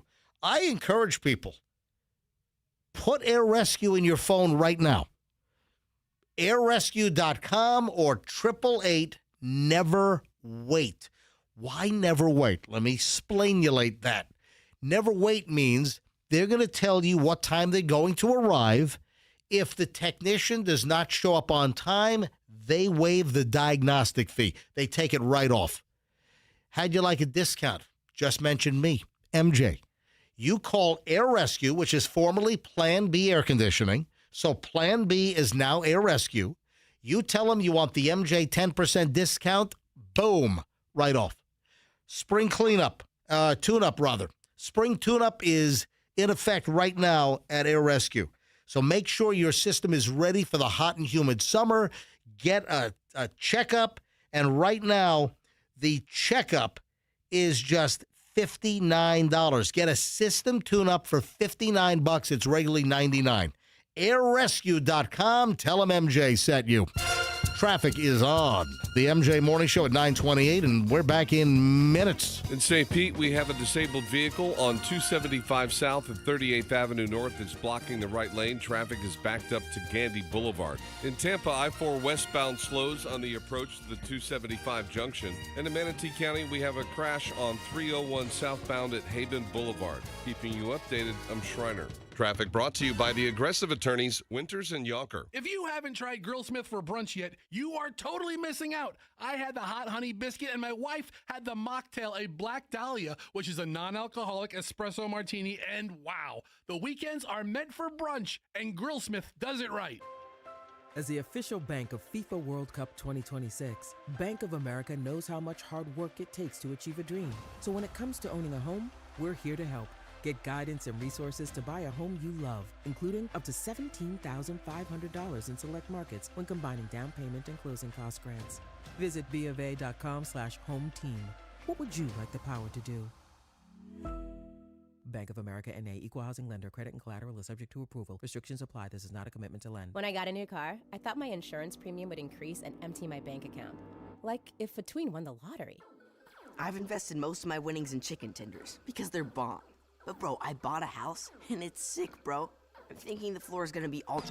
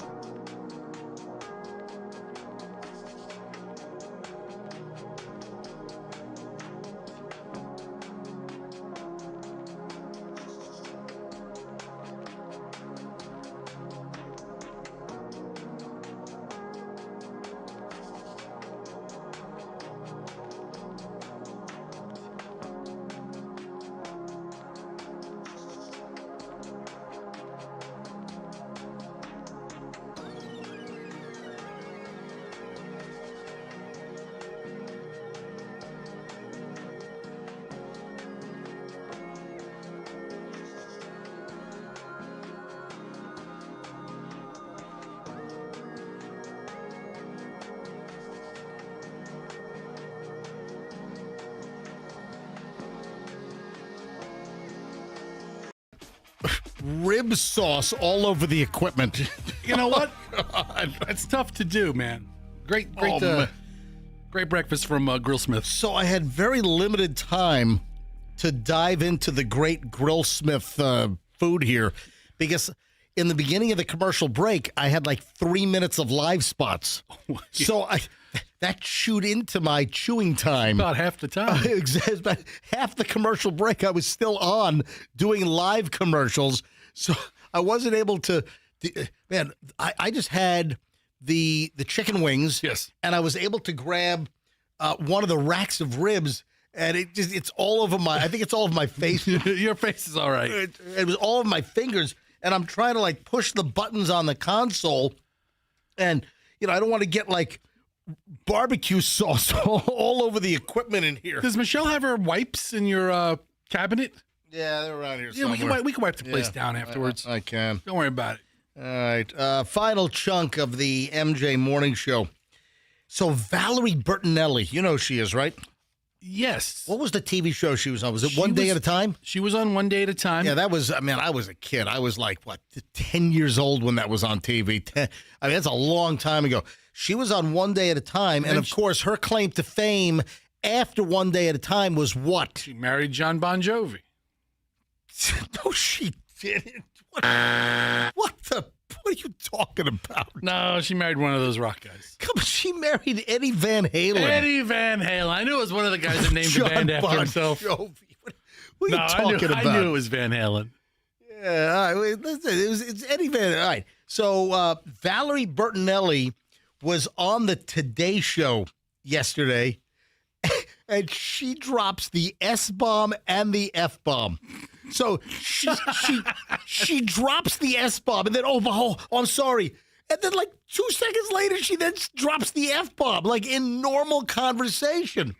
And Valerie Bertinelli's like, they're never going to invite me back on the Today Show on NBC. Why was she there in the first place? Anyway, Valerie Bertinelli, she was on the Today Show with Jenna Bush and whoever her co-host is now, because Hoda Kotb left, right? I don't even know. Hold on. So she's gone. So this is the the third hour of today or the fourth, whatever. The damn Today Show's on for like 19 hours a day now, right? So she's talking about I guess some personal things. So they got down talking about intimacy. Yeah, and she said to Jenna that she has not been intimate with a love partner in over a decade. Yeah, it's been a while. Yeah. So listen, remember, man, she was like a sex symbol. Valerie Bertinelli. She was a cute symbol. I don't know that she was overly sexy. Oh, but she was like she had like that cuteness to her. All right. So anyway, here's the audio, and she drops the S-bomb, and then makes it worse by dropping the F-bomb. All right, because the F-bomb is worse than the S-bomb. I mean, on a scale of on the curse scale, on the curse-o-meter, the S-bomb is more palatable if it was to sneak on the air conversationally than the F-bomb. Yes. And then the C-bomb is the worst of them all. Yeah. I think the C-bomb's worse than the F-bomb. All right. So here's Valerie Bertinelli.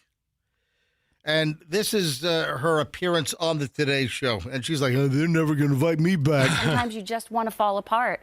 And I think you can see that happen to Caroline in this movie, where she's just trying to hold it together. And I just identified with her wholeheartedly, where I'm one of those people that no matter what I'm going through, I will put that happy face on so that I don't bring other people. Sorry. Oh, it's okay. Beep. Bring my stuff to other people. Yeah. I'm so terrible. I'm so sorry. So I do miss that. But then there's another part of me that's like, I am so independent and I can do everything on my own. Yeah. So But also that. She says, leave me the F alone. So hold on. She just drops the S-bomb. Oh, my God. Oh, I'm so sorry. Oh, bleep that. But did you hear Jenna jump right on it and try to bury it? And, try to Yeah. Play that last second one again. I can't. I got to play the whole thing. Yeah. And I think you can see that happen to Caroline in this movie, where she's just trying to hold it together. And I just identified with her wholeheartedly, where I'm one of those people that no matter what I'm going through, I will put that happy face on so that I don't bring other people. Sorry. Oh, it's okay. That's the S-bomb. Bring my stuff to other people. Yeah. I'm so terrible. I'm so sorry. So I do miss that. But then there's another part of me that's like, I am so independent and I can do everything on my own. Yeah. So But also that. Yeah. I can do anything I want. Leave me the F alone. Wow. Good for her. Hold on. Has she lost any filter? Has she lost all cognizance? Hey, you're on a national television show. You're sitting on the Today Show couch. You got 5 cameras in the studio. The studio lights. All right. I mean, does it not dawn on you? Okay, you just dropped the S-bomb. Oh, I feel terrible. And then she's been in this world 10 seconds later, you drop the F-bomb. She's been in this world for her whole life. Let me tell you about myself. I'm a pretty prolific cursor if I want to be. We don't do it on the radio. We know. She knows she's in a studio. How do you let it drop twice? I don't get it. And I got to call Julian. What's he doing? Today's a busy day for him. Yeah, it's a very busy day. Oh, we also have phone calls. I don't know. Some guy's been Kyle from Texas. Is that your buddy? That's the guy who I boost free Paramount Plus from. Oh, God. You know, I continue to hear they're cracking down. Yeah, not Paramount Plus. I continue to hear, I've heard from people recently that Disney and Disney Plus, that they've really cracked down. That people that were using, but even people that are like on family plans. Is making it tougher? Yeah. And if you've got, here's an issue that we've had with like Netflix. You know, Julian and Chloe, they're dependents. They're students, and they're part of our household. So do you think that Julian or Chloe should have to pay for Netflix because they're up in New York and Connecticut versus being here at the family home? When do you wean the kids off the teat, huh? They're still dependent on us. So as far as I'm concerned, they should be under the family plan. But some of the streaming services are really cracking down. Well, HBO Max that I once got from Kyle also has cracked down. Are you out of it? I don't have HBO Max currently. Oh, so it's been successful in keeping your pilfering out. Yes. You're pirating.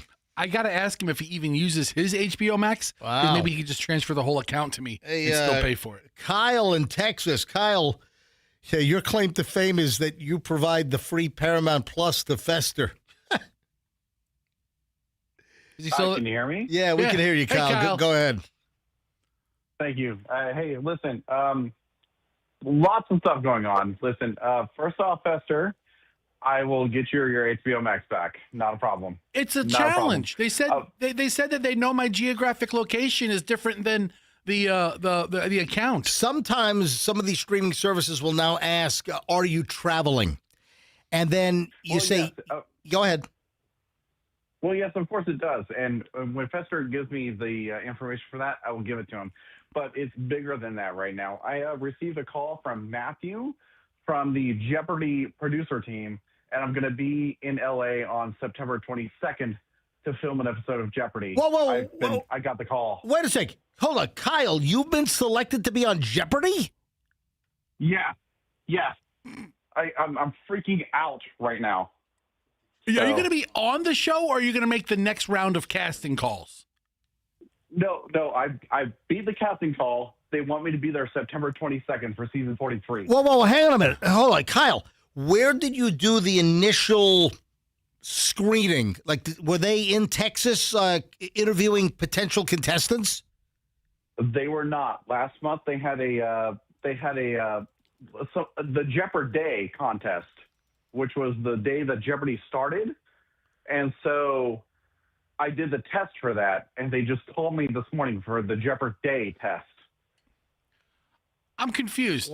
So you took a test online, and they... Yeah, and they called me this morning to tell me to be in L.A. on September 22nd. All right, wait a minute. Do they know what you look like? They don't. I'm freaking hideous. Yeah, you're a very ugly man. Wait a sec. Part of why they hold these multi-city like Jeopardy tryouts is they're not going to admit this, but they want to make sure that you're not like a hideous homunculus or something. Or, listen, yeah. My picture on the... All right, let me tell you right now. They want to make sure you're not like some kind of goblin. All right? I'm kind of a goblin. Honestly, Fester knows what I look like. Yeah, he got me to my lawyer. Yeah. So You've been in the studio before. You met him once before when he came by the studio. But MJ, I don't think you're a goblin. I don't think you're far off, though. No, not far off at all. I totally agree. So that's where we're at. All right. Wow. But wait a minute. Are you sure that they want you on the real syndicated Jeopardy that runs on a couple of hundred TV stations around the country every day, or is this some online gimmick? That's WTSP. He had a 323 area code. He wanted me to be there. He was going to send me a QR code in the email, and that's what I show up with. I hope this is not some racket. Hold on. Are they? I really hope it's not. Wait a minute. Are they flying you out? No, I have to get there myself. That's a big This sign. is Hold the on. Jeopardy Day contest. That's a red flag. Yeah. Hold on. Hold on. It really is. Hold on. Jeopardy Day. This sounds like it's some kind of online gimmick. That this is not for the real TV show. Well, it may be some sort of like audition thing, but it was a Jeopardy Day thing. Less than 100 yards north of the J. Edgar Hoover building is this notorious location. You have 30 seconds. Good luck. Do you know? This is a test. Do you know the answer? This is a final Jeopardy question. Do you know this?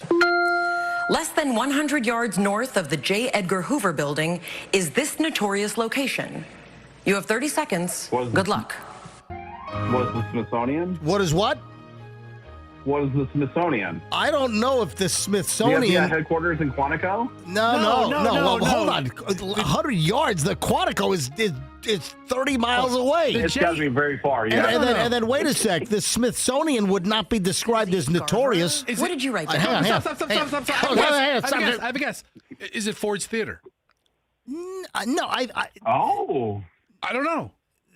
Hold, that was in Philadelphia. Hold on. Lincoln was shot in Washington. Was Lincoln shot in Washington or Philadelphia? You want to make a bet? No, maybe it was Washington. Let's bet $10,000. All right, whatever. All right. So wait a minute. All right, maybe what? I'm thinking it's Watergate. I'm not trying to derail the show, MJ. I'm thinking it's the Watergate. That's a good one. My guess is Watergate. Oh, that's a very good guess. Yeah, yes. dude, you suck at Jeopardy. Yeah. You're guessing Quantico and the Smithsonian? All right, let's listen. I know what Quantico is, and you know what Quantico is. Yeah, And of course. I learned it from this show. Okay, hold on. Let's All right, let me hear the answers. Yeah, hang on. Less than 100 yards north of the J. Edgar Hoover building is this notorious location. You have 30 seconds. Good luck. We gotta listen to the music again? Yeah, I don't have it on waveform. I think my guess is Watergate building. Yeah. Kyle's already gone bankrupt because he's guessing Quantico. I'm guessing I'm water. not going to last the game. All right, here we go. Let's listen. Hang on. We'll begin with Susie Garver. What did you write down? What is the grassy knoll? That is not correct. And how much that's did in you Texas. wager? That was in Dallas. $4,599. Yeah. That'll take you down to Grassy $1. knoll, that's Jake freaking- Marvin, what did you come up with? What is Watergate? No, that is not correct. Oh! And how much did you wager? Oh! You wagered it all. All right, that'll Wow. take you down to 0 and puts Uh-oh. you in third place. Will the third contestant get it? What did you write down? What is Ford's Theater? That is correct. The theater where Lincoln was assassinated. How much are we going to add to your score? 9,201. Wow, Fester, you actually had it. How about that? Wow. Go! All right, Kyle, you suck at Jeopardy. They're not going to put you on TV. Whatever this Jeopardy Day thing is, Kyle, it sounds a little scammy. Yeah, this sounds like some scam opera. You got to I never heard of Jeopardy Day. Jeopardy Day. Google it. That's what he called me for. He was confirming my address this morning. Listen. And that he was going to send me a QR code in the mail. I went to for the Jeopardy Day. September 22nd thing. I went to Jeopardy Day, and the first thing that's come up is, did you mean Jeopardy? It might not be a thing. No, it's Jeopardy Day. Listen, it was this year. For it. We've been to California several times for TV Yeah. shows. We went for the Judge Joe Brown show. MJ's been and on you were Hollywood in your Squares. underwear, Fester. Okay, but listen. That was Jenny Jones. But the thing is, even for Jenny Jones, they flew us. Every show we've been on, they take care of that. Exactly. Something doesn't seem right here, dude. I think you're going to get on a plane to L.A. and you're going to be just walking in circles out there. I've got the front art. I've got the link. It says Jeopardy's annual birthday celebration was called Jeopardy Day on March 30th, 1964. That's when I took the test. He called me this morning. He told me to be there September 22nd. He was going to send me something in the mail that would be there before then. And I don't care. Hold on. If they're counting on you to be a contestant, they fly you there so they know that you're actually on the plane and someone's going to pick you up at the airport. I don't know. Something's. He has to send a QR code, is what he was telling me. I just don't know if you're going to end up on the real syndicated Jeopardy show, is what I'm saying. Hey, Kyle, I got to run. That was going to be for season 43. I got you, bud. Man, I got to go, buddy. Keep us updated. Yeah, let us know. We're interested. Absolutely, Fester. Absolutely. All right, and work on my HBO Max. Yes, I'll get your HBO Max going. I'll text you in a minute. Work on Fester's pilfering of streaming services. Yeah, something tells me something's fishy on this. This is Scammerdy.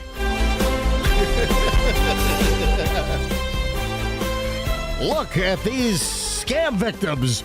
Okay. We got Kyle to fly all the way in from Texas on his own dime. Yes. Okay, hold on. What? Jeopardy contestants must pay their own airfare, hotel. Okay, never mind.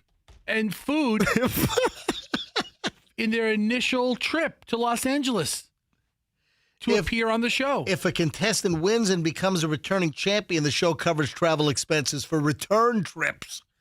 Oh, I don't know, but what is the difference between Jeopardy and Jeopardy? So Jeopardy, it's on their website. I found it. Once he gave the date, I found it. It's Jeopardy's annual birthday celebration. And the first episode aired on NBC in March 30th of 64, and Merv Griffin, blah, blah, blah. So they have a commemorative day. So wait, is he going to be a real one of the three contestants? Let me grab line 2. Crystal from Land O' Lakes. Crystal, you're on the MJ Morning Show. Hi. Hi, good morning. I don't think that you finished the what happens when you sit all day question. Oh, what did I not finish? I was kind of done with it. The multiple studies show that if you stand for hours a day versus sitting for hours a day, it's healthier. Healthier? Well, what do you mean? Like, be specific. I had a mom that sat all day being the secretary. Oh, guess what? And she lived to 104 years old, right? No, she died at 70, but as time progressed, her ass got bigger and bigger. What's this? Now, wait a minute. What did you just say? Wait. Repeat that, please. Hold on. Wait. Stop. What did you say? Her what? Her ass got bigger and bigger after 45 years. Okay, that's what I thought you said. So when you say healthier, plus she died at 70. I don't know. Like, whoa, no. Wait a sec. Standing up is healthier. Hold on. I think you have this backwards. I did not say that sitting was healthier. Standing is healthier. Oh, well, healthier what? Because I stand to eat because I have kids. I can never sit down. Okay. I stand to watch TV. I stand on the phone. I don't sit. Or I lay on the couch to do things. What happens? Oh, wait, did you think that I said that standing is less healthy than sitting? No, I just want to know, what do you mean by healthy? Am I able to do things because I stand? I get more tired. I mean, sitting, you're not as tired, Am I but getting your pranked? ass is going to get bigger. We're just a radio show, right? I mean, what do you mean by healthy? And you're going to get... What do you think? I'm freaking WebMD over here? I mean, I just had a story. Again, another study shows that standing is much healthier than sitting for hours and hours a day. It was just a little radio segment we squeezed in between the lady chasing the kid on the dirt bike and Marilyn giving me Star Wars cups. And me getting barbecue sauce all over the new equipment in here. Yeah, I know. Right, so, it's just what do you mean by health? Standing, my blood is circulating better because standing gives you bad veins, and also it makes you tired. And so now so you're poo-pooing standing now. I just want to know what being more healthy means. What are my benefits? I said that. I said that by standing, the research shows that you have a less chance of early death, a lesser chance of cardiovascular disease. That's your heart. But you know what I really want to know? Yeah. How big was your mom's ass? Yeah, seriously. I'll tell you, she kept buying clothes that were bigger and bigger and not throwing away the other ones. And when she died, I'm telling you, there was a whole Goodwill truck of stuff. So, yeah. Did they have to make a custom coffin to fit her big ass? No, but I'll tell you, my dad was in funeral things, which is interesting. He was an artist in the cemetery with tombstones. Do you know how they measure the size of your tombstone? Please tell me. when you put your arms like on your chest, the width of your elbows. That's how wide your tombstone is? Well, no, my mom didn't have that, so hers was regular. They measured her ass. But she didn't have elbows? Her tombstone was as wide as her ass. Here's the dead lady with no elbows and a huge ass. I have no idea what the hell is going on here. Call back anytime. Show's over. Crystal, call us back anytime. I love you guys. I love you too, Crystal. Call us back anytime you want. I'm addicted to you. Thank you, Crystal. Have a great weekend. Bye. Okay, Huey Lewis says, I'm addicted to you. Thank you. Was that Huey No, Lewis? I think that was I'm Addicted to Love by Robert Palmer.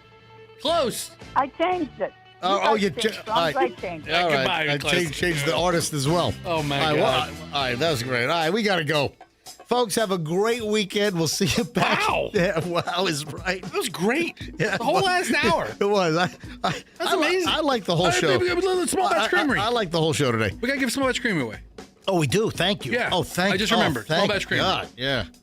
All So right. what, Yeah. we're looking for what? We're looking for a caller to win what? A $50 gift card to Small Batch Creamery and a large ice cream cake. For Mother's Day, it's Yeah. absolutely perfect to bring over. All right, hurry up. I need caller number 25 right now.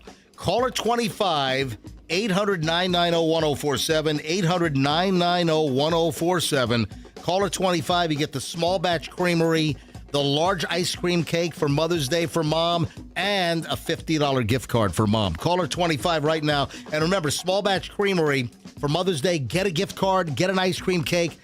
Unbelievable stuff. 4th Street in St. Petersburg. Folks, have a great weekend. We'll see you back here Monday morning. MJ Morning Show on Q105, and let's be careful out there.